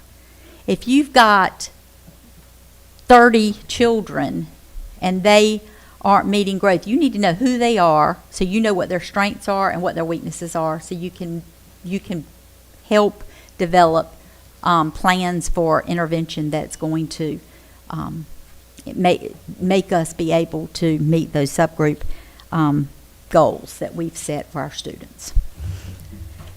So I'm going to turn it over now, and I'll be back. You're not done with me because I'm going to talk about secondary responses. That was just a district-wide response. I'm going to turn it over to Ms. Tolston. She's going to talk about our CTE data and the curriculum and instruction response from CTE. Morning, Board. Good morning. Thank you for having me today. If you go to the next slide, please. I've shared with you a graph of the CTE post-assessment proficiency data from last school year. I grouped it by, these are our state post-assessments. Let me back up a little bit to explain something. So many years ago, every CTE class had a state post-assessment, which was a 100-question exam, multiple choice. Well, we know that that's not truly an assessment of what a student has learned. Not every student tests well. So CTE took the lead a couple of years ago with this, at the state level with implementing other proofs of learning. So the post-assessment proficiency I'm about to share with you is just one type of proof of learning. Of the courses we offer in Craven County Schools, we only have 17 courses that actually have a state post-assessment. With that being said, we have 19 courses that the final proof of learning for the course is an industry recognized credential, and that we have 20 courses that have a PBM, which is a performance-based measurement, which is what we're moving to. So my expectation in the next few years is that we won't have any post-assessment proficiency data. We will have all credentials in PBM. However, we currently have these courses that have a post-assessment. And you can see on the graph, the blue is the district proficiency for the course. The orange is the regional proficiency for the course, and the gray is the state proficiency for the course. As a response, we constantly look for professional development opportunities for our teachers. We know that in CTE, we value hiring people from industry to come in and teach because they bring that content and industry experience with them. But what they don't get is the teacher prep program that our educators come in with a license have. So we have implemented visits and supports for those teachers to help them navigate and learn what it takes to be successful in the classroom. We don't really worry about their content, although we do support that through every opportunity we can. Our veteran teachers, we're looking for PD opportunities as well for them as they arrive. We have a lot of support at the state level. There's a Moodle available where teachers in every program area can collaborate with every other teacher across the state. So they are very good at asking questions when needed. And I receive all of those and share those out just in case a teacher misses those as opportunities for professional development. We implemented program area support visits 2 years ago where Ms. Davis, the Curriculum Instructional Management Coordinator, and I are in and out of classrooms. We are looking for just basically, it's not an observation, as like I said, it's a support visit. So we're looking for equipment needs, what they have, is it working, what they don't have. We're looking at resources that have been provided by CTE. If they're not using it, why not? Do they need support for that? And basically an opportunity to be visual with the teachers. Every visit prompts a conversation generally of, oh, I'm so glad you're here, let me ask you that, or I need to know this. We provide opportunities for our new teachers to observe and work with veteran teachers in their field. One way we do that, especially for our teachers coming out of industry, is provide an opportunity for them to go and sit in a classroom, either during a class period or a full day, observe that teacher, picking up on strategies and tools that they can implement in their classes as well, and give them opportunity to build a network so they know who to reach out to when they have some additional questions. And then we are working, this is year 2, on offering some very specific differentiated instruction, PD, and support for all CT teachers. That's difficult for teachers. We say we differentiate, and I truly believe that we make a good attempt at doing so, but we have provided them with instruction and tools and strategies, what that looks like, an opportunity for them to talk with each other on how they may implement that. Any questions on the post-assessment proficiency data? Okay, the next slide is our credential attainment proficiency. And I broke this down by program area. As you can see, trade and industry is at about a 50% attainment. This data is based on the credentials that we offer in our classes, not the ones that we have the potential to offer, because we don't necessarily offer every single credential that the state offers. We choose the ones we can afford to do so and that we have the capacity to offer. We offered last school year, I think I've shared this with you guys before, we offered last school year 4,415 credentials. And our students attained 2,395. That's a 54.2% attainment rate, which doesn't sound that great, but trust me when I look at the state averages on attainment, which I ran yesterday, it is very good, very good. Is there room for improvement? Absolutely, and we're constantly looking for opportunities to improve our credential attainment. We understand the value of credentials for our students. One of the things we did for that is we have made one person our credential coordinator. Now, we all support credentialing in our classes, but this person is the go-to and has created processes for teachers when they need to request vouchers, if they need additional training, etc. I hosted one-on-one credential meetings with teachers last year. I pulled their credential attainment data as well as their post-assessment data if they had a class with that. And we looked at that data together and we talked about I wanted their input on what they thought. How did you think this went? What do you think we could do? What kind of supports can I give you? And there was a various responses. One response, and you guys talked about a little bit earlier today, is the calendar. When we have a short semester, teachers they're cramming in curriculum, but they're also cramming in credentials as well. So some of them said, I've just run out of time, and I truly believe that in the spring, when I have more time, you'll see an increase in credential attainment for my students. Some is overcoming student apathy and understanding the relevance and importance of credentials. At 16, it might be difficult to explain to a kid how this would benefit them, but as an adult in the working world, we understand the value of credentials. Some is overcoming teacher apathy. If a teacher doesn't believe the credential is important, they may not push it, or they may share their opinions with students. So we talked about the importance of credentials with them. Others are, we provided this past year, coming into this school year, a supplemental curriculum. We noticed low attainment in a particular area, and so this supplemental curriculum is aligned with the standards of the course. So we have brought this curriculum in for actually 2 of our program areas that is aligned to the credential. So teachers are using that this year. And then we began our year with teachers at our opening meeting and talking about Portrait of a Graduate and how to implement that into their classroom to prepare our students to be ready for the future, be it college, career, military. Any questions? Thank you very much. Thank you. So I'm going to talk a little bit about the curriculum response for secondary schools. This will be middle school through 13th grade, through grade 13 at our early colleges. And I want to say that Dr. Sellers has left me a whole bunch of notes of things I'm supposed to say, so I'll try really hard to make her proud of me, okay? So learning system coach support is the first one. So our learning system coaches, Ms. Dacey mentioned, our principals mentioned that frequently in their school improvement one-page meetings.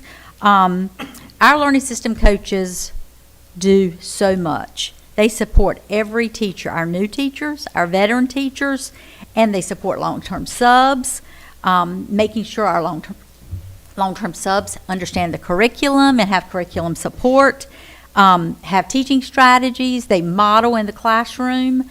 They provide resources and student-centered professional development. So we just had a required work day at the end of September, and every one of our learning system coaches held sessions, and our secondary teachers all had opportunities to go and get differentiated PD depending on what their needs were. We also do data dives with our school leaders. Last year, I went to a few of the data dives where the learning system coaches were presenting the data to our principals. And they presented the data, and then they gave a bunch of resources they had cultivated and put together to help support our teachers. In that process, what I observed and what I shared with Dr. Sellers was our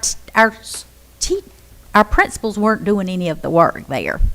I know they are in their buildings, but with them, everything was being given to them.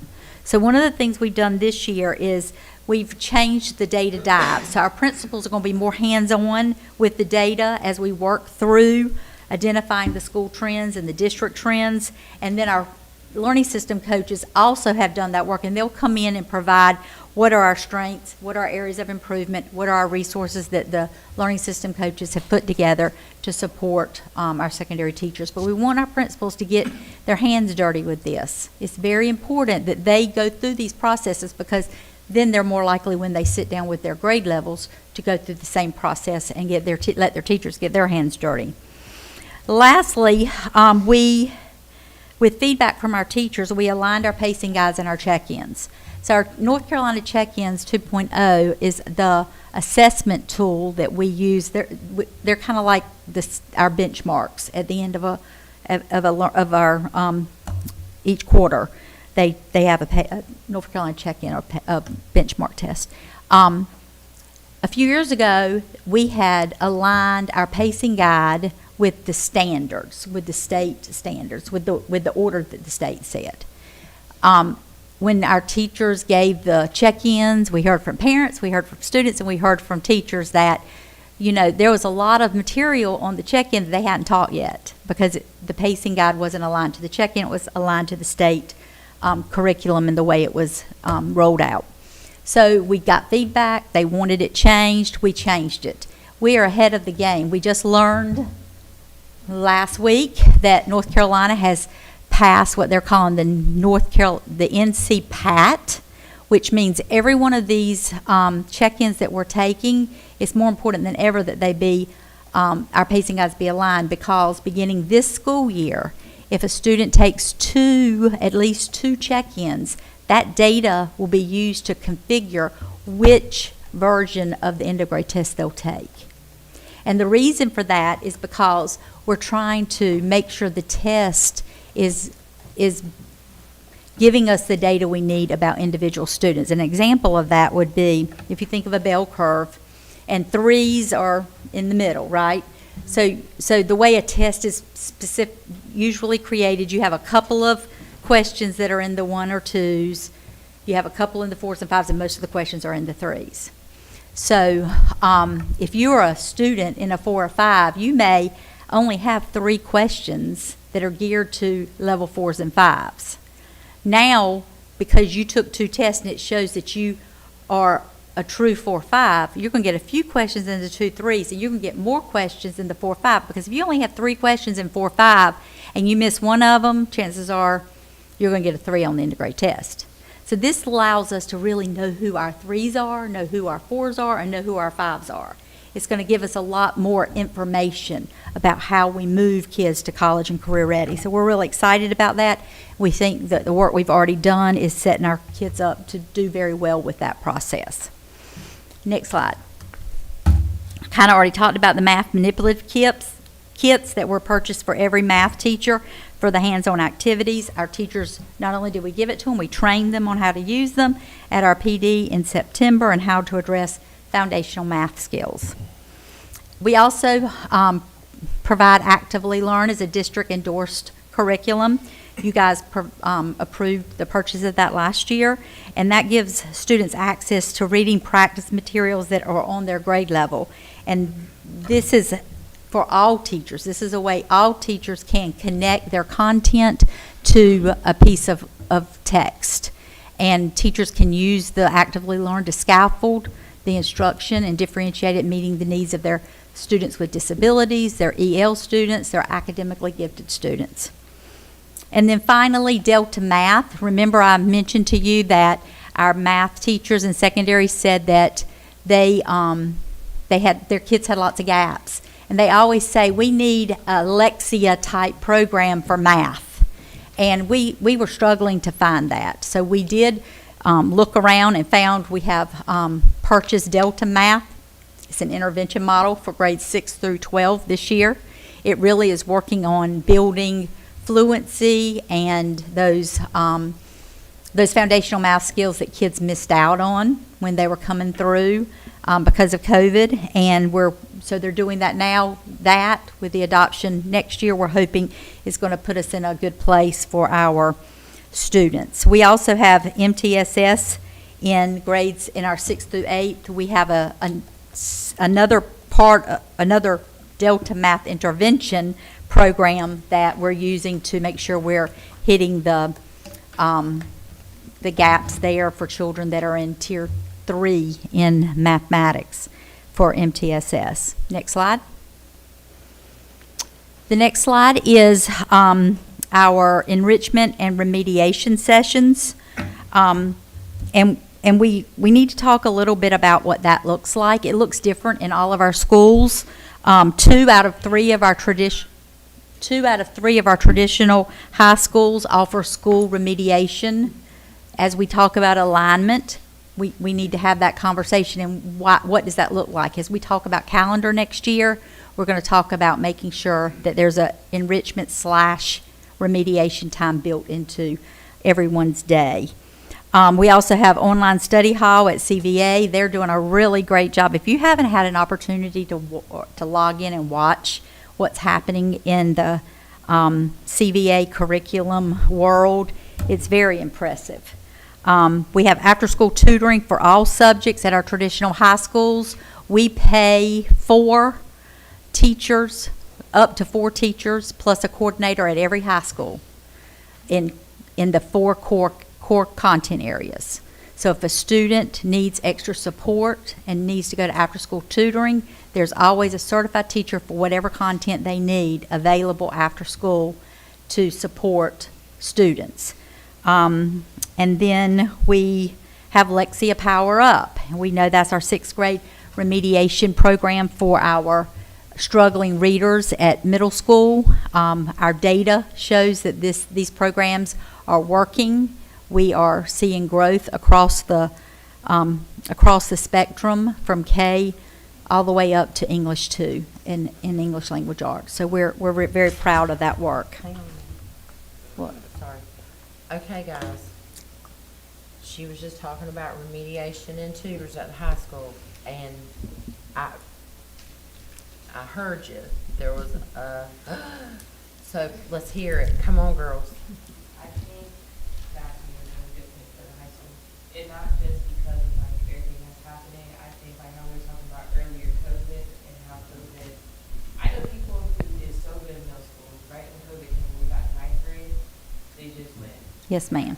So I think that would be really good. So you're telling me you didn't know it was already there? So it's been there for several, yes. Have you heard of the PASS program? Okay. So yes, it is there.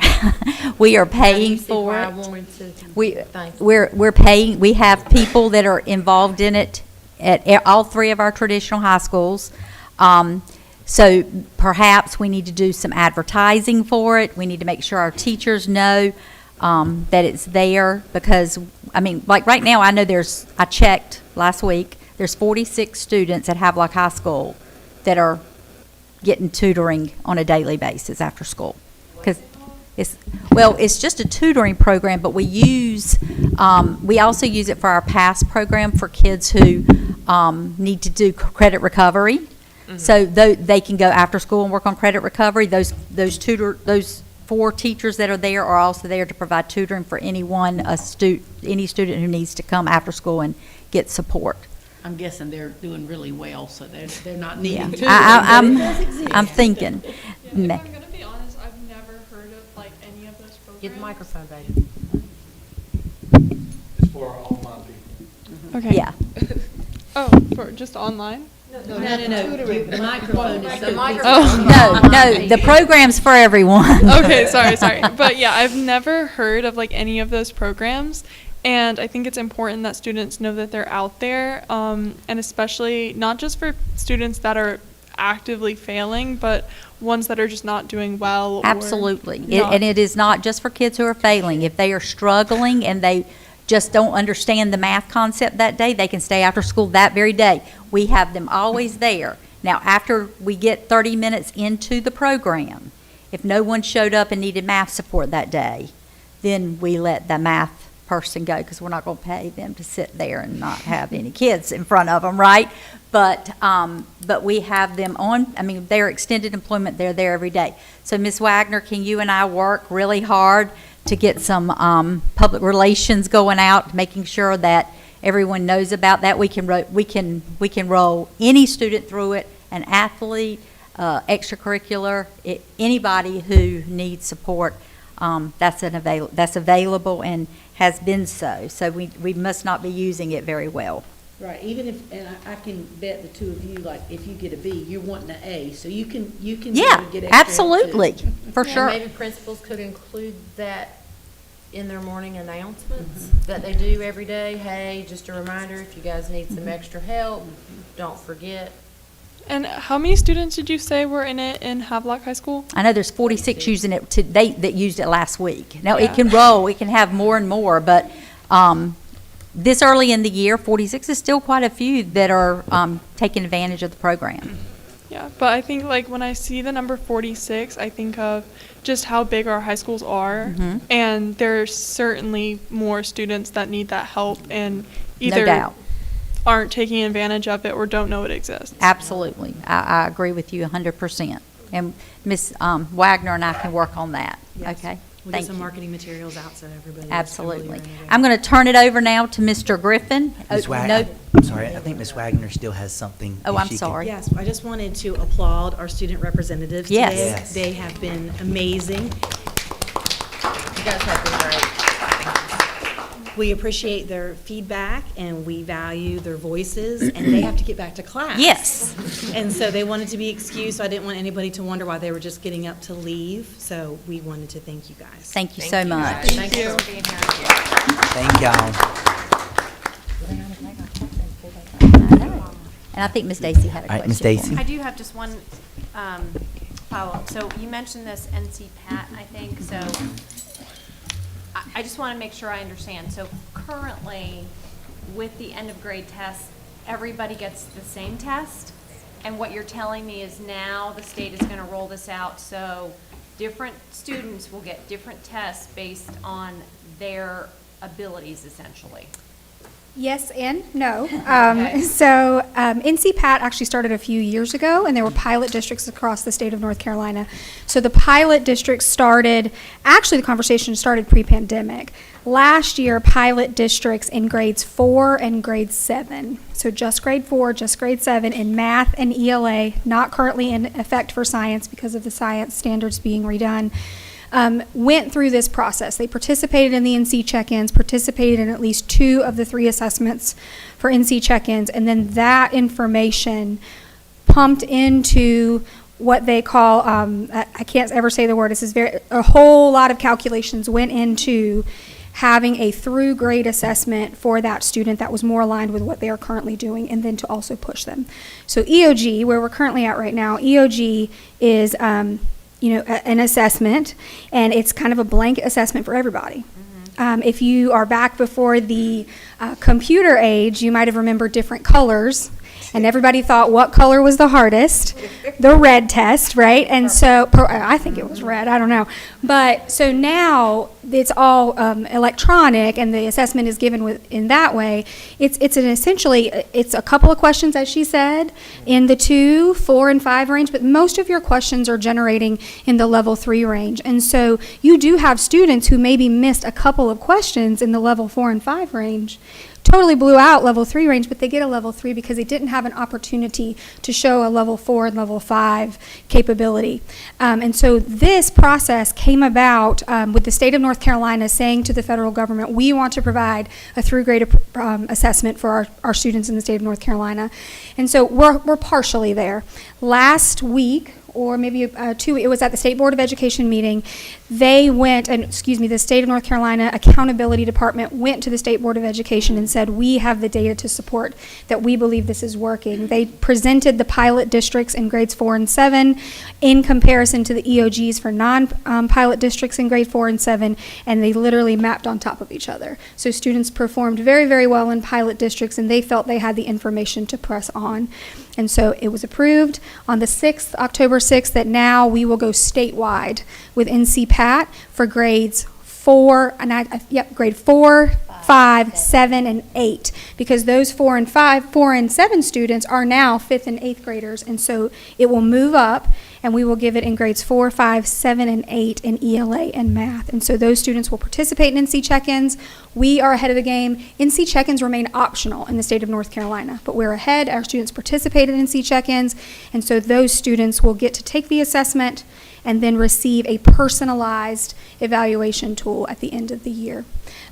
If a student comes to us late or does not participate in 2 of the 3, they will receive what is just the blank, like the baseline assessment, which they would have received during regular EOG anyway. Essentially, we're looking at a higher 2 and 3 level for students who are showing during their check-ins that I am a level 3 and I am ready to be pushed to the next level. So that was approved just recently. Okay, so then I would imagine that this would help with rigor, right? Absolutely. That's the whole point of doing this, is to push the kids to a higher standard, raise the expectation, essentially. So we're giving them an opportunity to exceed their... Yes, and we're exposing them to higher level skills that they maybe would not have gotten on the traditional EOC that they've been receiving in the past. Right, and it's not like a traditional, when I was in school, it's not like a traditional paper test. They're doing it on their iPad, so there's no risk that somebody's getting the wrong test, essentially. That is correct. That is correct. This is going to be linked to their student ID. Absolutely, Okay. yes. Thank you. Can you talk into where we're headed, what through grade testing is? That's important. Yeah, so we are, again, moving through the model, and it's taking a little bit, it's going to take time to make this work for the state of North Carolina. And so it's important when you read what they're saying in the state of North Carolina, this is meant to be a through grade assessment. So I participate in check-in 1, 2, 3, and then that 4th assessment puts everything all together and gives, so it's a through grade look at what a student is doing. Now, right now, because we're still kind of piloting with 4, 5, 7, and 8, we have not addressed 3rd through 6th grade. We know this has to go into high school at some point. Right now, we still do have a large assessment at the end of the year. And right now, the check-ins are feeding the data to make that. But I do anticipate, or we do know, that eventually the state of North Carolina is going to move to a more start of the school year, end of the school year, everything comes together. Very similar to what we see with M-Class. And at some point throughout the year, a student will demonstrate that they are on a grade level or above. Now, that's not where we are right now, but that is definitely where the state is heading. Our Teacher of the Year, Ms. Roughton. I guess I can talk loud. So I heard about this. Yes. It was presented to us, I think, last week. So my understanding is that, let's say I have 2 students, okay? 3rd grade, they struggled. They were not proficient. One of them was not proficient. The other one scored maybe a level 3, okay? So they do the check-in. My level 1, he struggled a little bit, didn't do too well in the 1st grade, so he's going to get the basic EOG at the end. So then my second one, scored level 3 last year, did great on the check-in 1, 2, and 3. So this person will get some extra rigor, for lack of better words, and scores a level maybe 3. Maybe she didn't do too well on that. So my question is, and I don't know if you have the answer or if it was talked about, how do they measure growth? Because you're really not testing the same test. It's not what she had in 3rd grade versus, they take the EOG in 4th grade, you can measure growth, but if you're not comparing the same thing, or maybe I'm just not understanding it correctly. That's a very valid question. I think part of the answer is that this will move into a through grade assessment where the check-in 1 kind of gives a base and you start to see the child move through the year. Right now, you're not going to, I'm trying to say this without going over my words. So they're going to get exposure to higher level questions, but it's still a standards-based end of grade assessment that they would have gotten. And so we're still going to be able to see, they're still teaching on standard, on grade level content. They just might get higher level questions. So we'll still be able to see a child growing through that content-specific grade level year. I don't know if that kind of answers the... It does. Yeah, It does. yeah. Okay, perfect. Finally. Finale, great finale. So our response to elementary is simple. We're going to stay on the course. And when I say that, I want you to think about the word focus. We're going to follow our course until successful. So there are things that we are doing in elementary, and if you'll go to the next slide, there are 7 things that we are doing specifically in language arts that we believe are being very successful and have a lot of benefits. Letters implementation, Ms. Lee talked a little bit about that. We've got about 300 teachers that will be finishing up 180 hours worth of coursework in addition to face-to-face trainings that they've had, PLCs. But I do also want to share with the board and to the public that we have also trained administrators, and we've taken this down to pre-K. So all of our pre-K teachers, pre-K administrators, they have all been trained in letters. Ms. Clark, you'll be excited to know Ms. Lee and I learned last week that they're going to have letters training pushed up into secondary very soon. It's actually called Aspire. So that's coming down the pipe, training for our secondary folks, so we're excited about that. How long down the pipe? Very soon, What's very soon? a couple months. That's a long time. Well, that's the best I can do. But it is something for our secondary folks that we're excited about. Our elementary coaching support, Ms. Lee talked about that as well. Our elementary coaches provide instructional support to beginning teachers, veteran teachers, long-term subs, tutors, and administrators. They've been very instrumental in this process. We're one of few districts that actually have a sustainability plan for letters in place, and that's based on the training that we've given to our coaches. K2 phonics lesson plans. I talked about this last month, but the data that you're seeing today, there's some data that you don't see. And one of the things that we've seen in the elementary world is a need for teaching phonics and teaching that systematically and explicitly across our district. So our elementary coaches created phonics lesson plans that you can put in the hands of a beginning teacher or a 30-year veteran, and they can use 15, 20 minutes of their instructional time to teach phonics in the classroom. And we've seen a lot of success with that. Our coaches have prepared a literacy instructional manual. If you're able to click on the link, because I would love to show this off. And while he's pulling that up, I'll just tell you a little bit about what that manual is. It says you need access. I'll fix that. So the Literacy Instructional Manual is a document that we've created based off of our work with letters. And it goes through every grade level and how many minutes of instruction that every piece of language arts, what it should look like. So how much time you spend teaching vocabulary, how much time you teach comprehension. And it really summarizes all the work that we've done with letters. It's like a 60-page document. I'll fix the access to the link, but that is something that we are very proud of because it outlines what core reading instruction looks like for every single child, every single day. The next link that we have, and if you can try to click on that one, is when you are instructing, everything's private, I guess. So the intervention plan is what happens when students don't get it. You've taught it, students don't get it. So this is a plan that we've had to turn into the state. It's been approved by the state to where we instruct our teachers on how to differentiate language arts for our students. Clearly outlines what you do for students that need a little more supplemental resources, and we provide those resources K-5. What happens when we have to provide intensive support? This plan provides that to our teachers so they don't have to go to other websites and resources trying to find that information. Lexia Core 5, you guys know that this is something that's very near and dear to my heart. We've been doing Lexia Core 5 for 5 years. This is a program that fills in the skill gaps for our students. And we've seen a lot of great success with this program. Our schools and our students are getting their usage, their units. I'll be back to the board next month and provide you some data because we are up for that contract renewal. And then integrating writing across all areas. We do require that writing is taught explicitly in all classrooms, and we do collect writing samples from every single student. We do that 3 times a year. So we believe that that's important because writing is going to translate into great readers. On the next slide is our math response. We've been very fortunate with HMH into math. We've had a lot of success.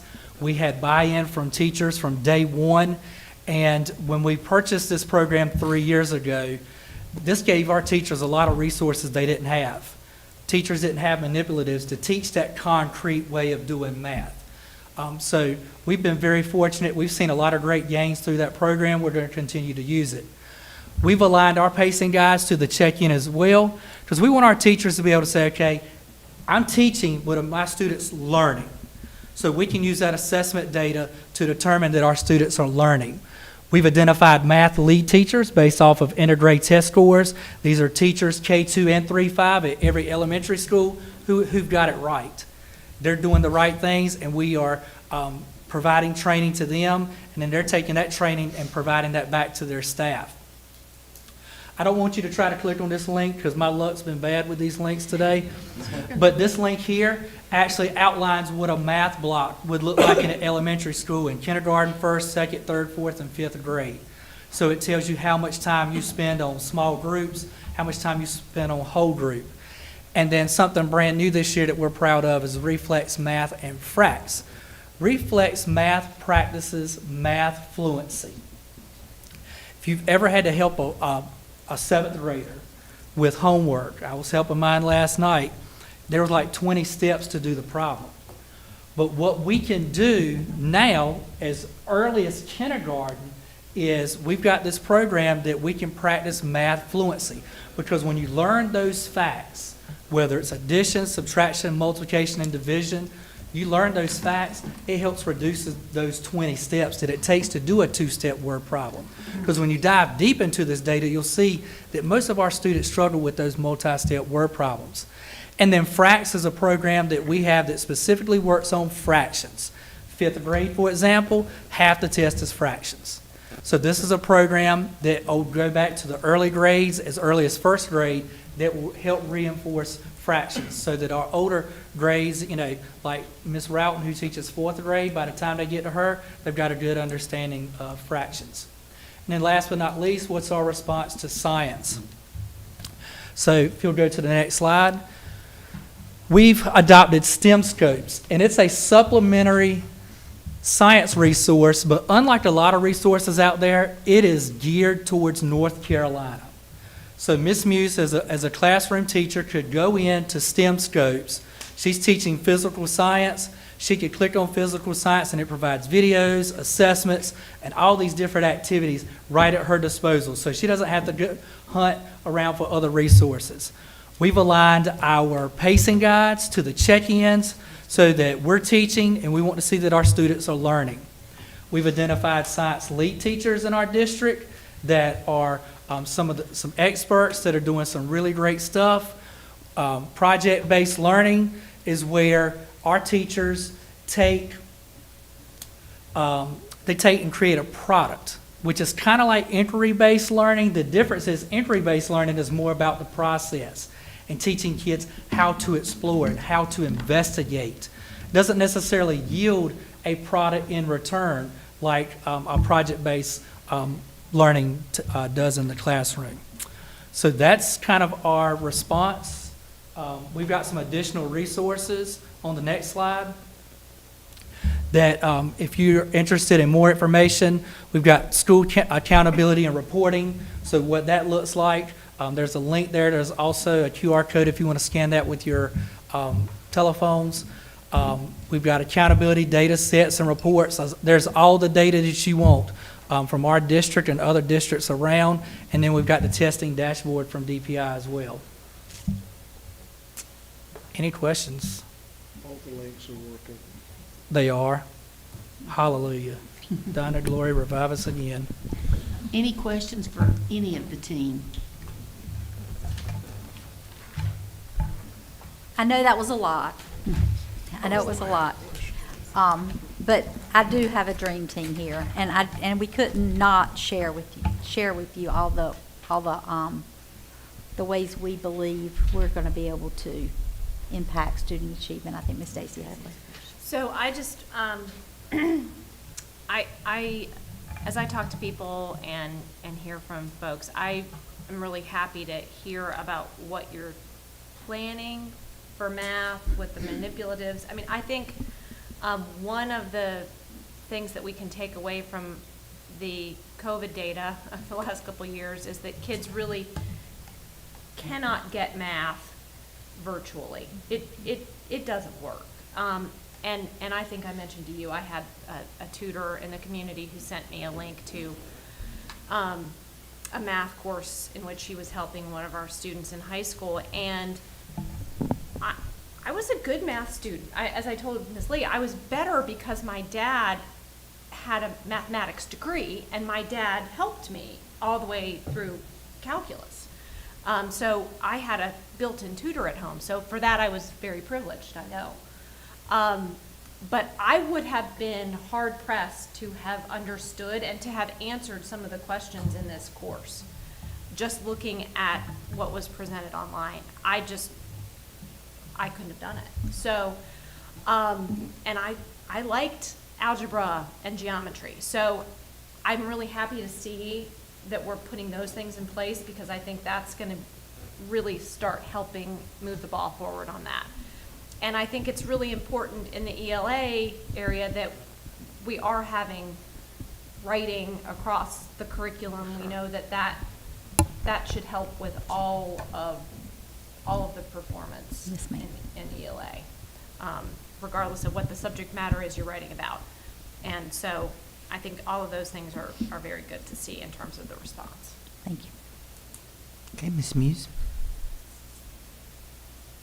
I would really like to see our science scores come up as well. Because, I mean, that's a huge tie-in with math and reading, right? Yeah. And I think if we start with the littles and they get to have some hands-on engagement in some science labs, that stimulates that desire to grow, right? Mhm. And it stimulates that desire to participate, and participation is engagement, and engagement is learning, right? Absolutely.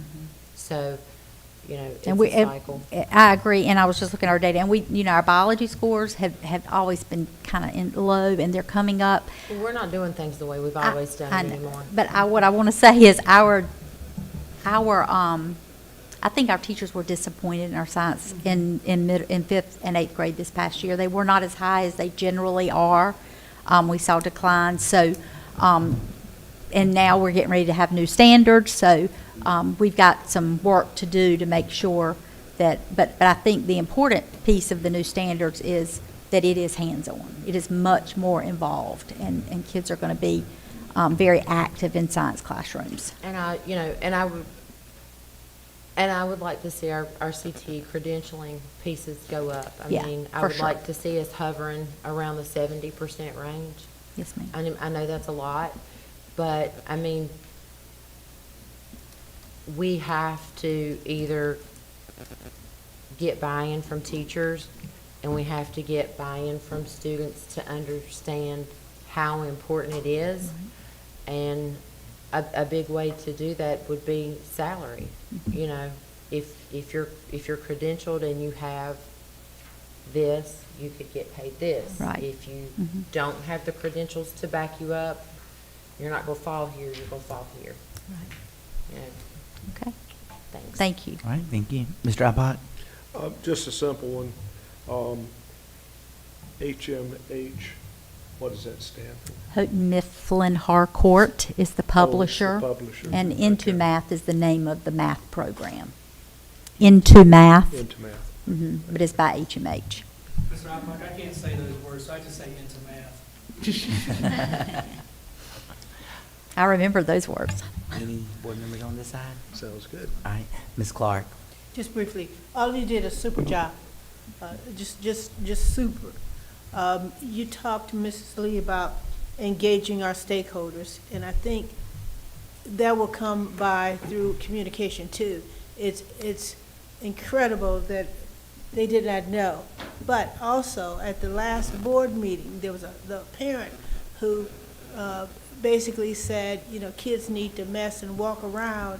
And when I went home, I said to myself, we aren't doing an effective job letting the community know what these teachers are doing, because when I go into the schools, these kids, whether they're kindergarten up through the high school, are engaged. And there's a teacher at the high school that Havelock High, that put on a history presentation, and he dressed up in costume, and that's engagement. Yes, ma'am. Lastly, I still see a little emphasis on high school reading, and I'll just leave it at that. I'm glad we're planning, and someone wants to know, can they really not read? No, they can't. You know, I equivocated last time and said, well, they can't decide. They can't read. And we must. I mean, I'm glad that we're planning, but here it is, almost November, and we continue to plan. Now, these things are in place. These things are happening in So our what schools. you had said at the last meeting, and thank you for correcting me, you said I would be pleased. What are the results for the high school? For our English 2? Yes, And ma'am. our science, if you say. And specifically, what tutorial programs do we have for those kids at the high schools that we know can't read? So we do not have a program like Lexia at the high school level. There is not one there. We talked a little bit about that at a different board meeting, that never came to fruition. But the tutorial programs, obviously that's a communication problem. I had no idea that students and parents didn't know that those are being offered. I mean, we're spending a lot of money in that area, in that arena. And then our learning system coaches working with teachers. That, I mean, at the point of high school, we really are at the point where teachers have to change their strategies to meet the needs of our struggling learners. Actively Learn has been a very, if they use it, it can be a very good way to differentiate instruction and provide students that are struggling learners on how to read. And then the state is getting ready to roll out something new in the next few months, hopefully, and we'll. And you mentioned that, and you and I both know that not everybody can teach reading, especially in high school. Right. So my concern again, and forget my disappointment or displeasure, is what are we doing to help these kids succeed so that when they graduate from high school, whether they go to college or trade school, I don't have to stand behind them in the grocery store and they have to ask somebody to help them read. Yes, I'm ma'am. done. Thank you. I'm That's done. fine. Thank you. Ms. Griffin, did you have anything? Well, I guess the only thing that I have, and I do have a few notes, and it kind of goes back to a few things that we've discussed today. For one thing, you had talked about just children in this dynamic learning in the classroom. So I see, like you said, like I get pictures from my teacher showing me like some of the fun ways that they're learning how to do math with like a long, like measuring tape almost on the floor where they're jumping back and forth, figuring out how to subtract now the numbers, and it's, and it's really cool. So I think that that's like a fun way that they are doing this dynamic learning and engaging them. So just taking that into consideration with classroom space, as we're talking about these students and these classrooms being, full, we need to make sure that we have room in these buildings. So as we're considering where are these children going to go to school, how are we going to fit all these kids in the school, I'm happy to hear that there's talk of potentially talking to the county commissioners about, there really is a need for a new school. Also, just thinking about, from what I understand, Bridgeton Elementary, Creekside, and I think that there was a new school in a newer building in Havelock. I can't remember the name of that school. That they're all like identical buildings.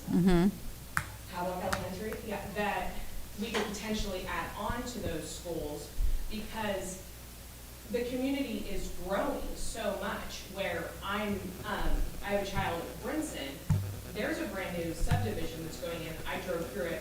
There's no houses there yet, but there's got to be at least set up to get at least 70 houses there. I know on the other side of 70, in the Bryce's Crossing neighborhood, when you have Blue Water right, houses are popping up all over. Yes, ma'am. So I like hearing that we're realizing the population's getting bigger. There really is a need for more space because as we try to push these children into these buildings that are already at capacity, well, we need that space for this dynamic learning. Absolutely. Yes, So ma'am. that is just one thing that just came to mind when you brought that up. So for now, I'll leave it there and I'll raise my hand if Okay. something else comes up. Yes, ma'am. Thank you. All right, thank you for your input. All right, Ms. Muse, follow up. I want to thank Dr. Boutwell. Since I won't say since I worked in the district, Mr. Beasley was pretty good, but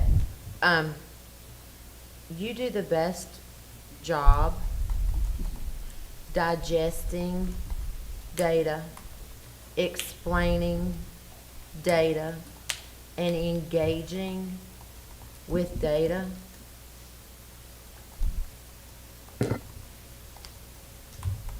And I'm saying this as someone who worked in another district besides here as well.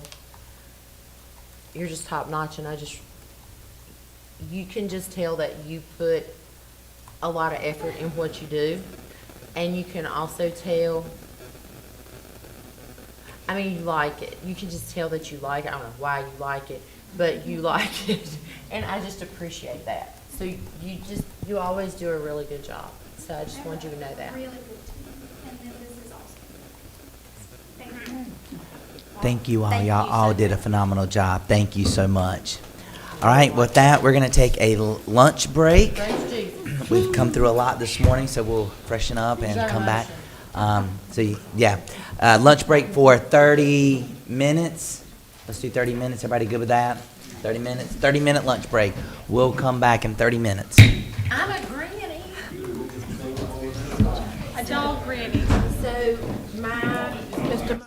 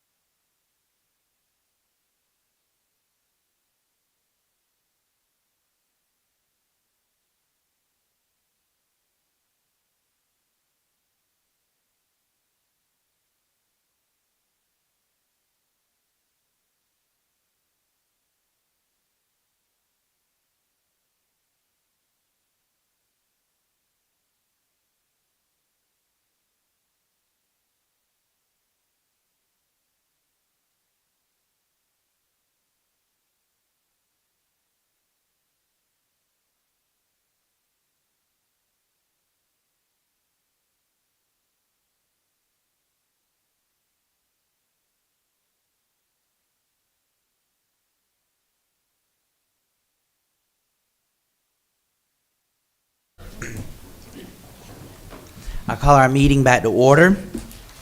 And continuing under curriculum and instruction, Ms. Lee has some out-of-state and water field trip that need approving.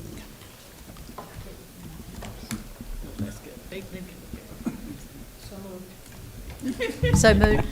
That was much easier than the other. Second. Good morning, board. Good afternoon, board. Good afternoon.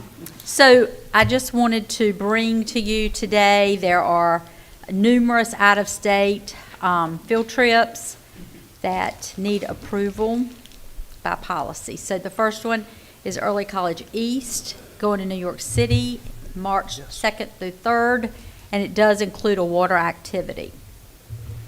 Early College East is also going to Atlanta. These are different groups of children, because I did clarify that. March 20th through 23rd with no water activity. We have a couple of chorus trips for Havelock Middle School. They'll be participating in core competitions the 12th through the 14th in Williamsburg, and the 26th through the 28th in Williamsburg with no water activities. New Bern High School drill team, their dance competition is Orlando, March 7th through 12th with no water activities. And West Craven Middle School has a band concert, band competition in Washington, D.C., March 14th through 16th. There will be no water activity. And the 8th grade is also going to Washington, D.C., May 8th through 10th, if approved, and with no water activity. And all of the forms are in place, the safety plans, all the chaperones, everything's been checked and double-checked and are in compliance with your policy. All right, thank you. This does require board approval. So moved. All right, moved in second. All right, any other discussion? All in favor of the motion of these field trips, let it be known by the raising of your right hand. And motion passes. Thank you, Ms. Lee. Next up is finances. And we have Ms. Altman with us. Good afternoon. Good afternoon. Okay, so today I have a couple simple budget amendments for you. As you are aware, we finally do have a budget that has been passed, so I would be bringing you updates probably to state and federal in November based on what we received from DPI. I think they projected having our state allotments pushed out to us around the 20th of October and federal about a week later. So we should have numbers soon. So the first item today is Fund 8 Amendment Number 3, which increases our other restricted budget by $1,328,322. This amendment records funds received from the College Board for teacher stipends. We had teachers that participated in the AP Summer Institute. This also represents funds received from schools for the purchase of supplies and equipment, Medicaid reimbursements received, grant funds received for both the refugee grant and Bosch grants, and a donation to the EC department from a local estate, as well as family literacy child care payments, school payments for activity bus usage, and school paid salaries. Do you have any questions about any of the items in the Fund 8 amendment? All right, no questions. Would we have a motion for the approval of Fund 8 Amendment Number 3? So moved. Second? Second. It's been moved in second. Any other discussion? No other, hearing none, all in favor, let it be known by the raising of your right hand. And motion passes. Thank you. Thank you. The second item is Local Current Expense Budget Amendment Number 4, which increases the local current expense budget by $743,492. This budget amendment allocates fund balance to pay for remediation costs at Tucker Creek Middle School that was related to an HVAC upgrade, as well as recognizes insurance proceeds received for a damaged facilities vehicle, and recognizes funds received for the sale of outdated CTE equipment, as well as a donation received for local nursing supplies. Mr. Chairman, I'd like to recuse myself from this because of a family member involved in that. Okay, thank you. Let the record know that Mr. Murphy has recused himself. Ms. Muse? I have one question. Ms. Altman, so on the sale of the CTE stuff, It was always my understanding that if the equipment was purchased out of like 017 federal dollars or 014 state dollars, because this is local money, right? I was always under the impression, based on purchases, that it would be reallocated to the fund in which it was purchased out of. Right. So that wouldn't be local, so I just am wondering why we're putting it back in local instead of. Back into the state or federal. It's because we got guidance from DPI probably 2 years ago that said if it was a nominal value and it was outdated equipment, we could put it in a local fund as long as it was used for a CTE purpose. And up until 2 years ago, CTE never received local money. Right. So now they do. Okay. Yes, That's all I need. yes, ma'am. Thank you. Any other questions? Would I have a motion that we approve the local budget amendment number 4? Second. All right, it's been moved in second. Any discussion? All in favor, let it be known by the raising of your right hand. And motion passes. Thank you. The third item is federal funds budget amendment number 2, which increases Craven County Schools' federal budget by $1,715,660. This budget amendment basically is making adjustment to various PRCs for adjustments to carryover. So these are adjustments we received from DPI for each of these individual PRCs. And it's reflecting accurate carryover. Ms. Stacy? Just one quick question. So I don't know if you know off the top of your head, but PRC 60 is this IDEA Title 6B? Yes. What is that? It's federal EC money. Okay. Yes, ma'am. all right. Exceptional Children's. Okay. Thank you. Yes, Any ma'am. other questions? If not, would there be a motion that we approve the federal budget amendment number 2? So moved. Second. Moved in second. Any discussion? All in favor, let it be known by the raising of your right hand. Motion passes. Thank you. Okay, the last item is school nutrition funds amendment number 2, which increases the Craven County Schools school nutrition budget by $66,196. This budget amendment reallocates funding for a freezer/cooler purchase and installation for Tucker Creek Middle School. It was in place at the end of last school year, but the equipment had not been received as of June 30th. So we have to reallocate that money to the budget so that they can pay for that expenditure. Any questions about that? All right, no questions, then I would entertain a motion that we approve school nutrition fund amendment number 2. So move. Second. Moved in second. Any discussion? All right, all in favor of the motion, please let it be known by the raising of your right hand. Motion passes. Thank you. Thank you. That's all I have. Thank you, Ms. Altman. We just had our break, so we're going to keep cruising along. And that'll bring us to systems and operations with Mr. Stacy Lee. Good afternoon.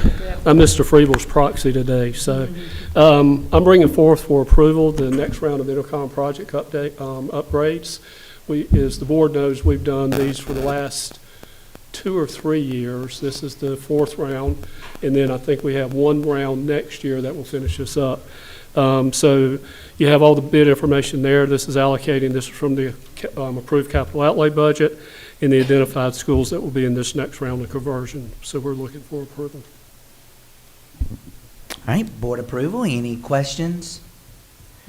All right, at this time, I would entertain a motion that we approve the intercom upgrades. So move. Moved in second. Any discussion? Hearing none, all in favor of the motion, please let it be known by the raising of your right hand. Mr. Lee, it passes. Thank you, sir.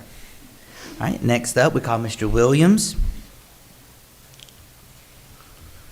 Good afternoon, board members. Good afternoon. Come before you today with asking for approval for our contract with holding temporaries in the amount of $237,318. These funds will come from our ESSER funds, and they're used to cover the the payment of our temporary custodians that we have in our buildings. Okay. Requires board approval. Any questions or discussion from Mr. Williams? Yes, sir. So if it's ESSER funds, then what do we do in the future when we don't have those funds? That's a great question. That's why it's contract and not permanent folks. Yeah. Because we do have, so I hope it's okay, Mr. Yeah, Chair, that I absolutely. jumped in. That's why we struggle putting people in the ESSER funds, because you're exactly right. When the money runs out, what do we do with the people? So by using a contract company, Contract. right, then we can decide if we can, like, snatch good people from them and get them to come to work for us. I have a different question, doesn't have anything to do with this, I'm fine with approving this, but, and you're really good when I put you on the spot, I'm sorry.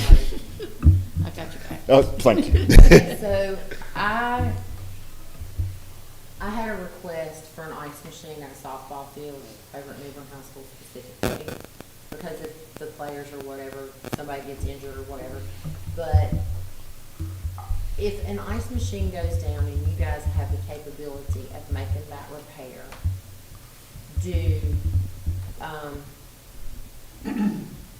I mean, you guys will do it, right? I mean, you've not ever told anybody, I'm not repairing ice machines anymore, right? We haven't, but there is a kind of fine line between ice machines, kitchen equipment, and things of that nature. It kind of gets gray area because we're responsible for the equipment being hooked up, providing the hookup, but some of the equipment that is hooked up is not facilities. It is the actual department that runs it. So we'll help. Yes, we'll help the school nutrition and athletics as best we can, but at some point in time, we have to draw a line and say, you know, this is going to be on you all, just for that purpose only. But we have never told anybody, no, we're not going to come look at it and try to fix it, if that's what you're asking. That is exactly what Yes. I'm asking. So in the face of transparency. Okay. Since evidently, I guess there's another issue with the metal detectors that my husband and I donated today. In the face of transparency, I was asked by the softball coach to consider purchasing an ice machine for out at the softball field. Facilities or you? The coach asked me. About who's purchasing? For me to purchase Okay, gotcha. Yeah. For me to purchase All right. it. Not you, for me Yeah. to purchase it. All right. So I asked him to take a look at some different ice machines and send me some stuff. So in the face of transparency, that is something that I would like to do. And I know that based on the dollar amount, Dr. Thomas is supposed to do a presentation like we've had 3 today. So I am going to take a look at those quotes, and I might, if you want me to forward you those emails of the machines Sure, that he's that'd be great. interested in, so you could maybe help me with that? Sure. If it's a new machine, sometimes they will So, install it. Yeah. Okay. And the warranty, So- you want them to do that if it's a warranty issue. I just happened to get lucky and have you here today. That's all. Thanks. No. All right, so back to the agenda. Yeah. What we're here for. Holden Temporary's contract. Would there be a motion that we approve this So contract? moved. Second. Moved in second. Any discussion? All right, hearing none, all in favor, let it be known by the raising of your right hand. Thank you, and the motion passes. All right, 2 bits of information just to pass along. New Bern High, with the welding lab, I don't know if anybody's heard anything, but we are having some electrical issues. Our plan is to take the existing electrical. The best way to do it is to put a new service in, but of course that's going to be pricey. But in the meantime, to keep the program running, we plan to take the electrical from the far end of the CTE building and bring it over, because there's a lot of old lifts that were taken out back in the day. We're not using that power on that end of the building anymore. So it doesn't make sense to put a new service in, and we've got existing power. But if we have to, we will. But to keep the program running and keep the welding booths running, we're going to do that over Thanksgiving break. So that way the welding lab will continue to be powered up, and we won't continue to have the breakers tripping with the equipment being used in the welding lab. Also, Ben Quinn, we were supposed to start the fence. Elite fencing was supposed to start this week. It's going to be pushed back to the end of this week. Just remind people they are contractors. They don't work directly for us, so they can give us a date. But if stuff gets pushed back, but it is on their schedule to start the end of this week, dropping their equipment and starting to dig the holes. I think they've had the area marked, but we were hoping they were going to be there last week. But of course, with the rain came and the storm, it pushed them back. So it is going to be done. If it doesn't get started this week, it'll definitely be the first this week. But he's supposed to drop all of his equipment tomorrow and start moving in to get started on the fencing. Yes, sir. Thank you. Thank you for that And update. one last thing, they've started scraping both tracks. We did. Hemlock High and West Craven High. Yeah, so West Craven High and New Bern High, not New Bern High, I'm sorry, Havelock High. The tracks were scraped over the weekend. Dumpsters should have been brought in yesterday, and they're going to make some repairs to the subsurface. And the high jump and the tracks should start resurfacing in about 2 weeks. So we have worked with the ADs about getting stuff out of the way for athletics and band competitions, but we should have all that cleaned up and out of the way before the end of this week. Thank you, sir. All right, next on our agenda is policy and governance, and we have first read policies of all those that are listed, and they're in your agenda. Would there be any questions or discussion for this first read of these policies? All right, hearing none, then that means first read is now here in October, and the second read and adoption will be in November. We do have a second read today of some policies, and if there be any questions or discussion on any of these second or policies that are up for second read, if not, then they'll be added to our consent agenda for Thursday night. Any questions or discussion? All right, we are good to go. That brings us then to bin items. Would there be any bin items from the members of the board? All right, Ms. Muse? So, I don't know if all of you were aware, but we received, and I think it's important for the public to understand, we talked about division of our community and examples and that kind of stuff. I do not know, and I think the public needs to be aware of what the superintendent has had said to her, what board members have had said to them, and we received a Let's Talk last week. Dr. Miller? Would you put that Let's Talk up on the board, please? I'm not going to read what this Let's Talk said, but it was sent to us and it has been turned over to law enforcement. But it was made very clear, and we were told that this particular person hopes that our children die in front of us.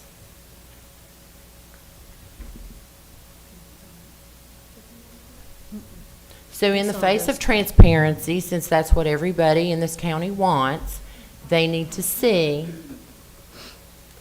what we're getting. Do you have anything you want to add to that? No, I think it's unfortunate that we have folks in the community who don't want to send constructive criticism or ask questions, but instead are more interested in threatening staff and board members. And that's obviously disappointing, and it would be great if we had adults who would model good behavior and ethics for our students in the district. So that's obviously disappointing that we have to receive things like that. So we have a letter.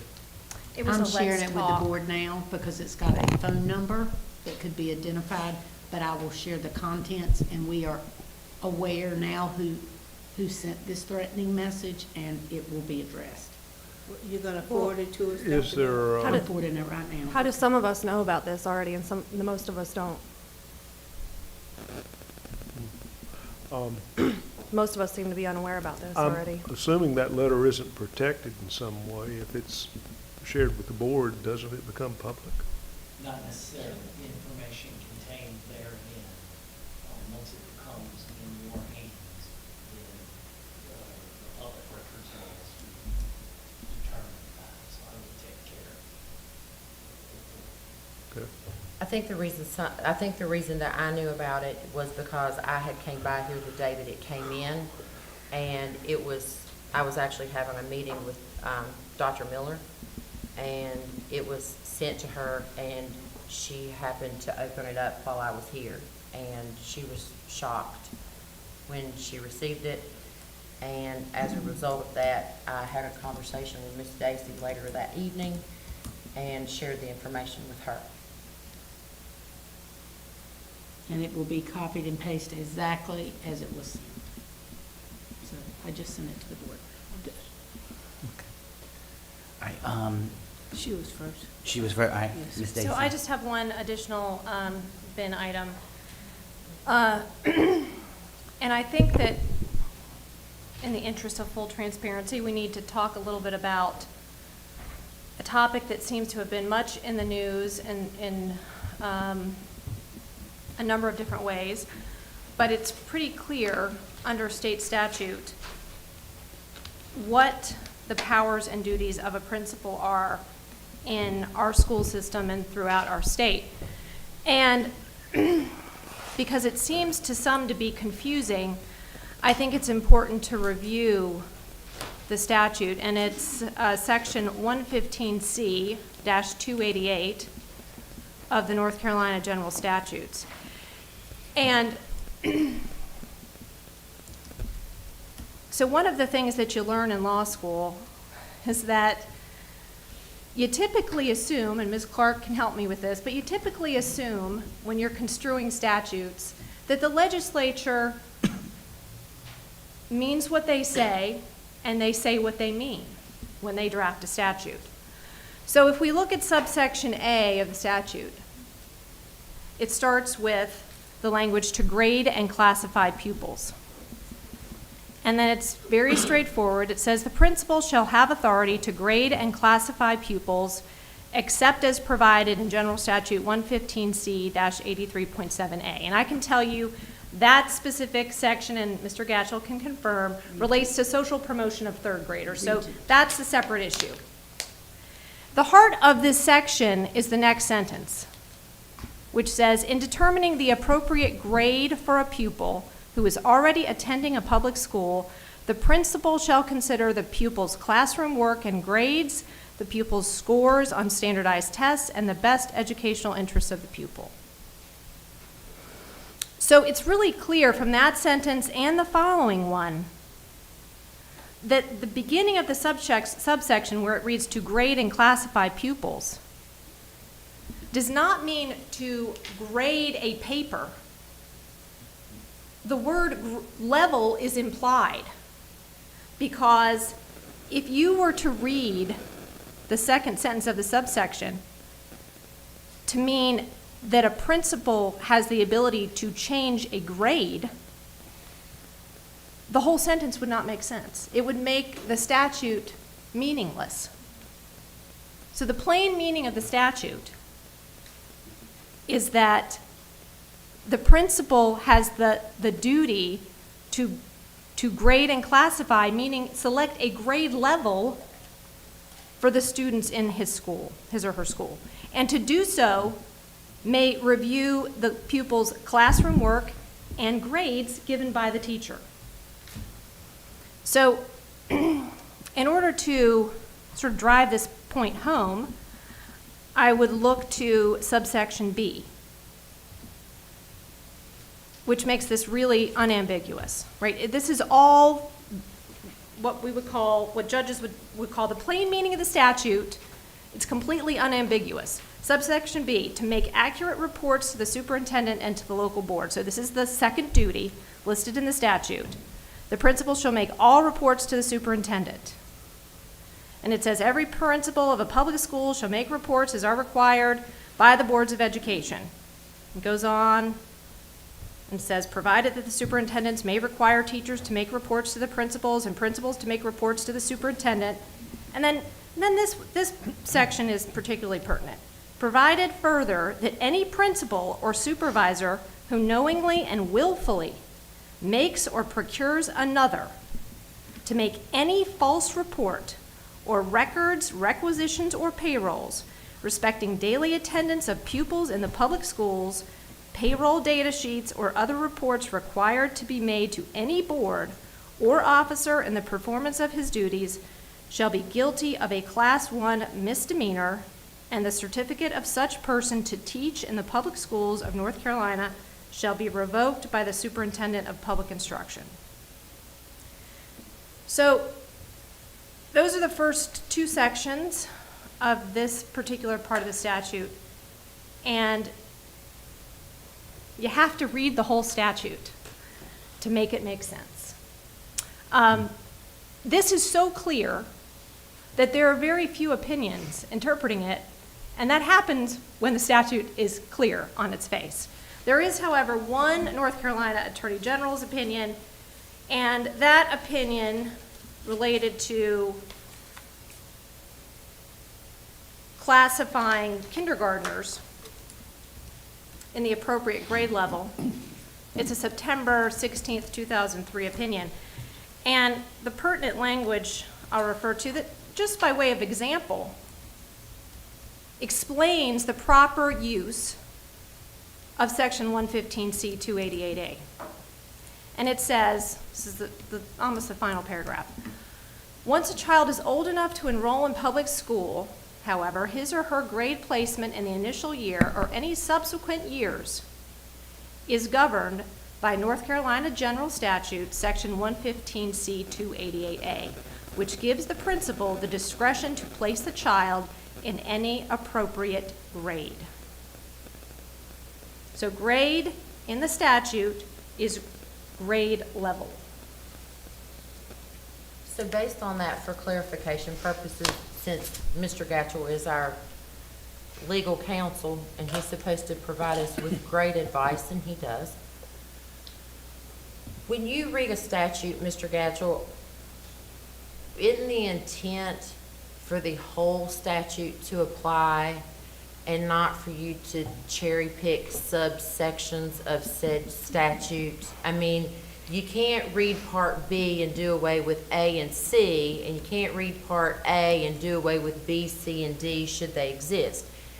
Because the intent of the legislature would be for the whole general statute and all of its subsections to be applicable. Am I correct in my assumption of that? Yes, absolutely. Otherwise, you are nullifying the words of the General Assembly.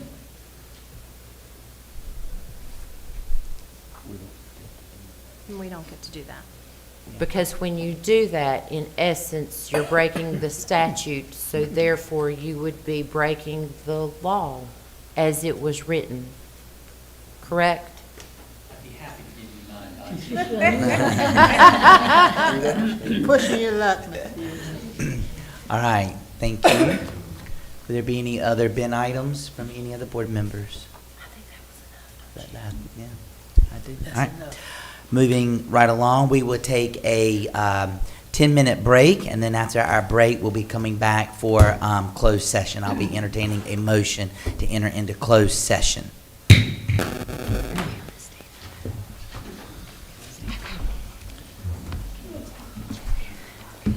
It means be gone, Miss Watson. Be gone. Yes, be gone. No problem. Take your wand and just be gone.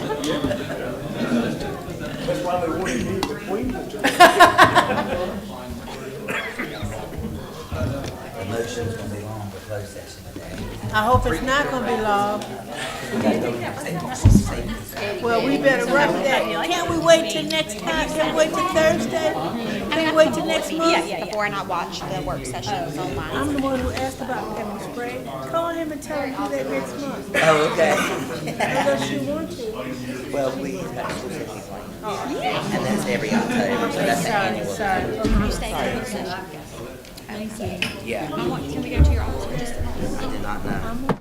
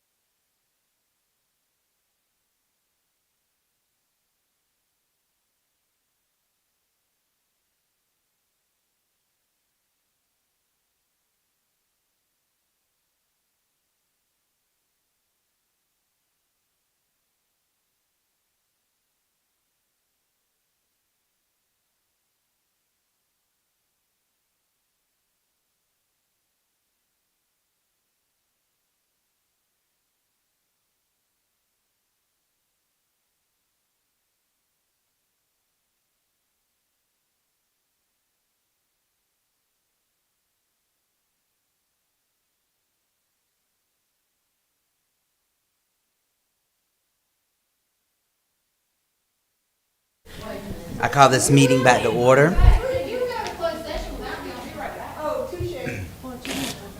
All right.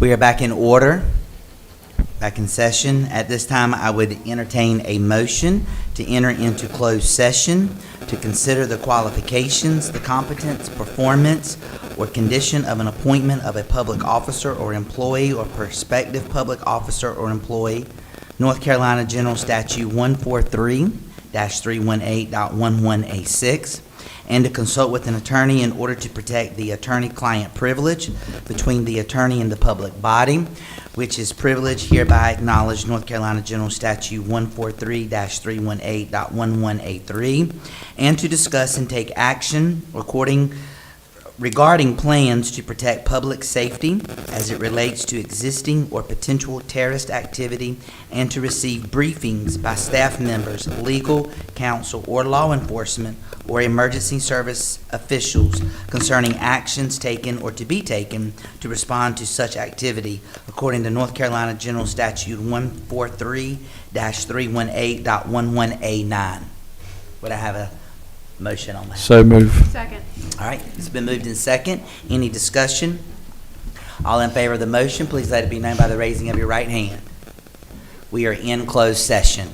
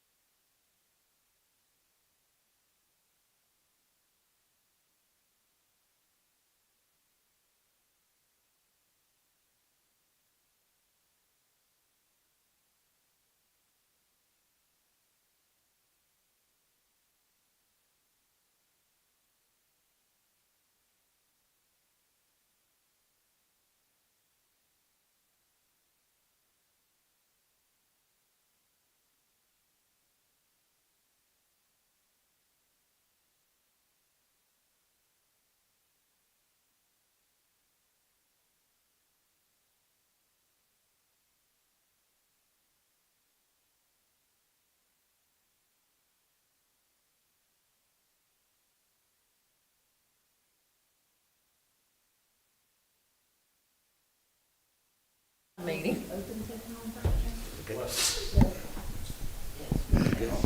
right, we're alive now. All right, the board met in closed session and action was taken. At this time, I will ask Dr. Miller to facilitate an evaluation of today's meeting. Board members, in thinking about what helped you today accomplish your goals as a board, what worked? What pluses do we have? Everybody was prepared.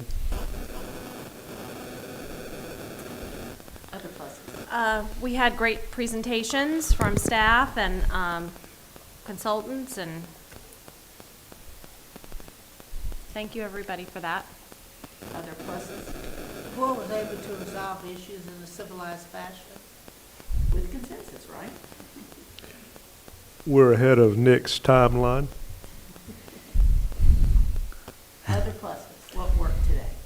The presentations keep getting better the longer that staff works with us.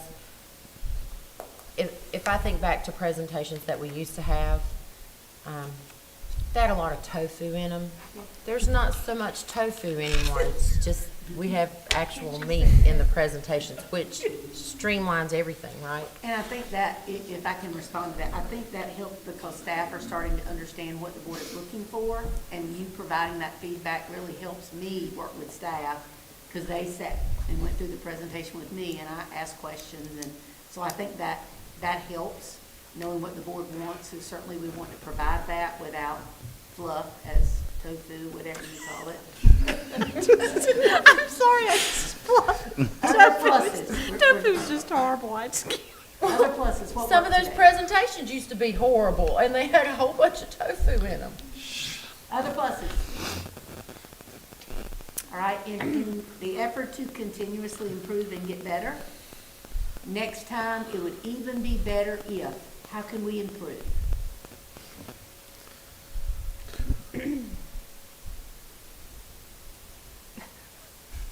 I don't know, we're pretty good. Going once, going twice. I have another plus, though. Okay, we'll The go back lunch next. was excellent, especially the hot subs, you know. Speak for yourself. The chicken parmesan for her. Lord. Oh, you good? Any other pluses or deltas? All right, that's all I have. All right, thank you. At this time, I would entertain a motion to adjourn the Board of Education October 17th work session. So moved. Second. Moved in second. All right, any discussion? All in favor? Mr. Ipak? Go ahead. Right hand, Mr. Alcott. All in favor, let it be known by the raising of your right hand. All right, we are adjourned. I thought Miss Clark might want to.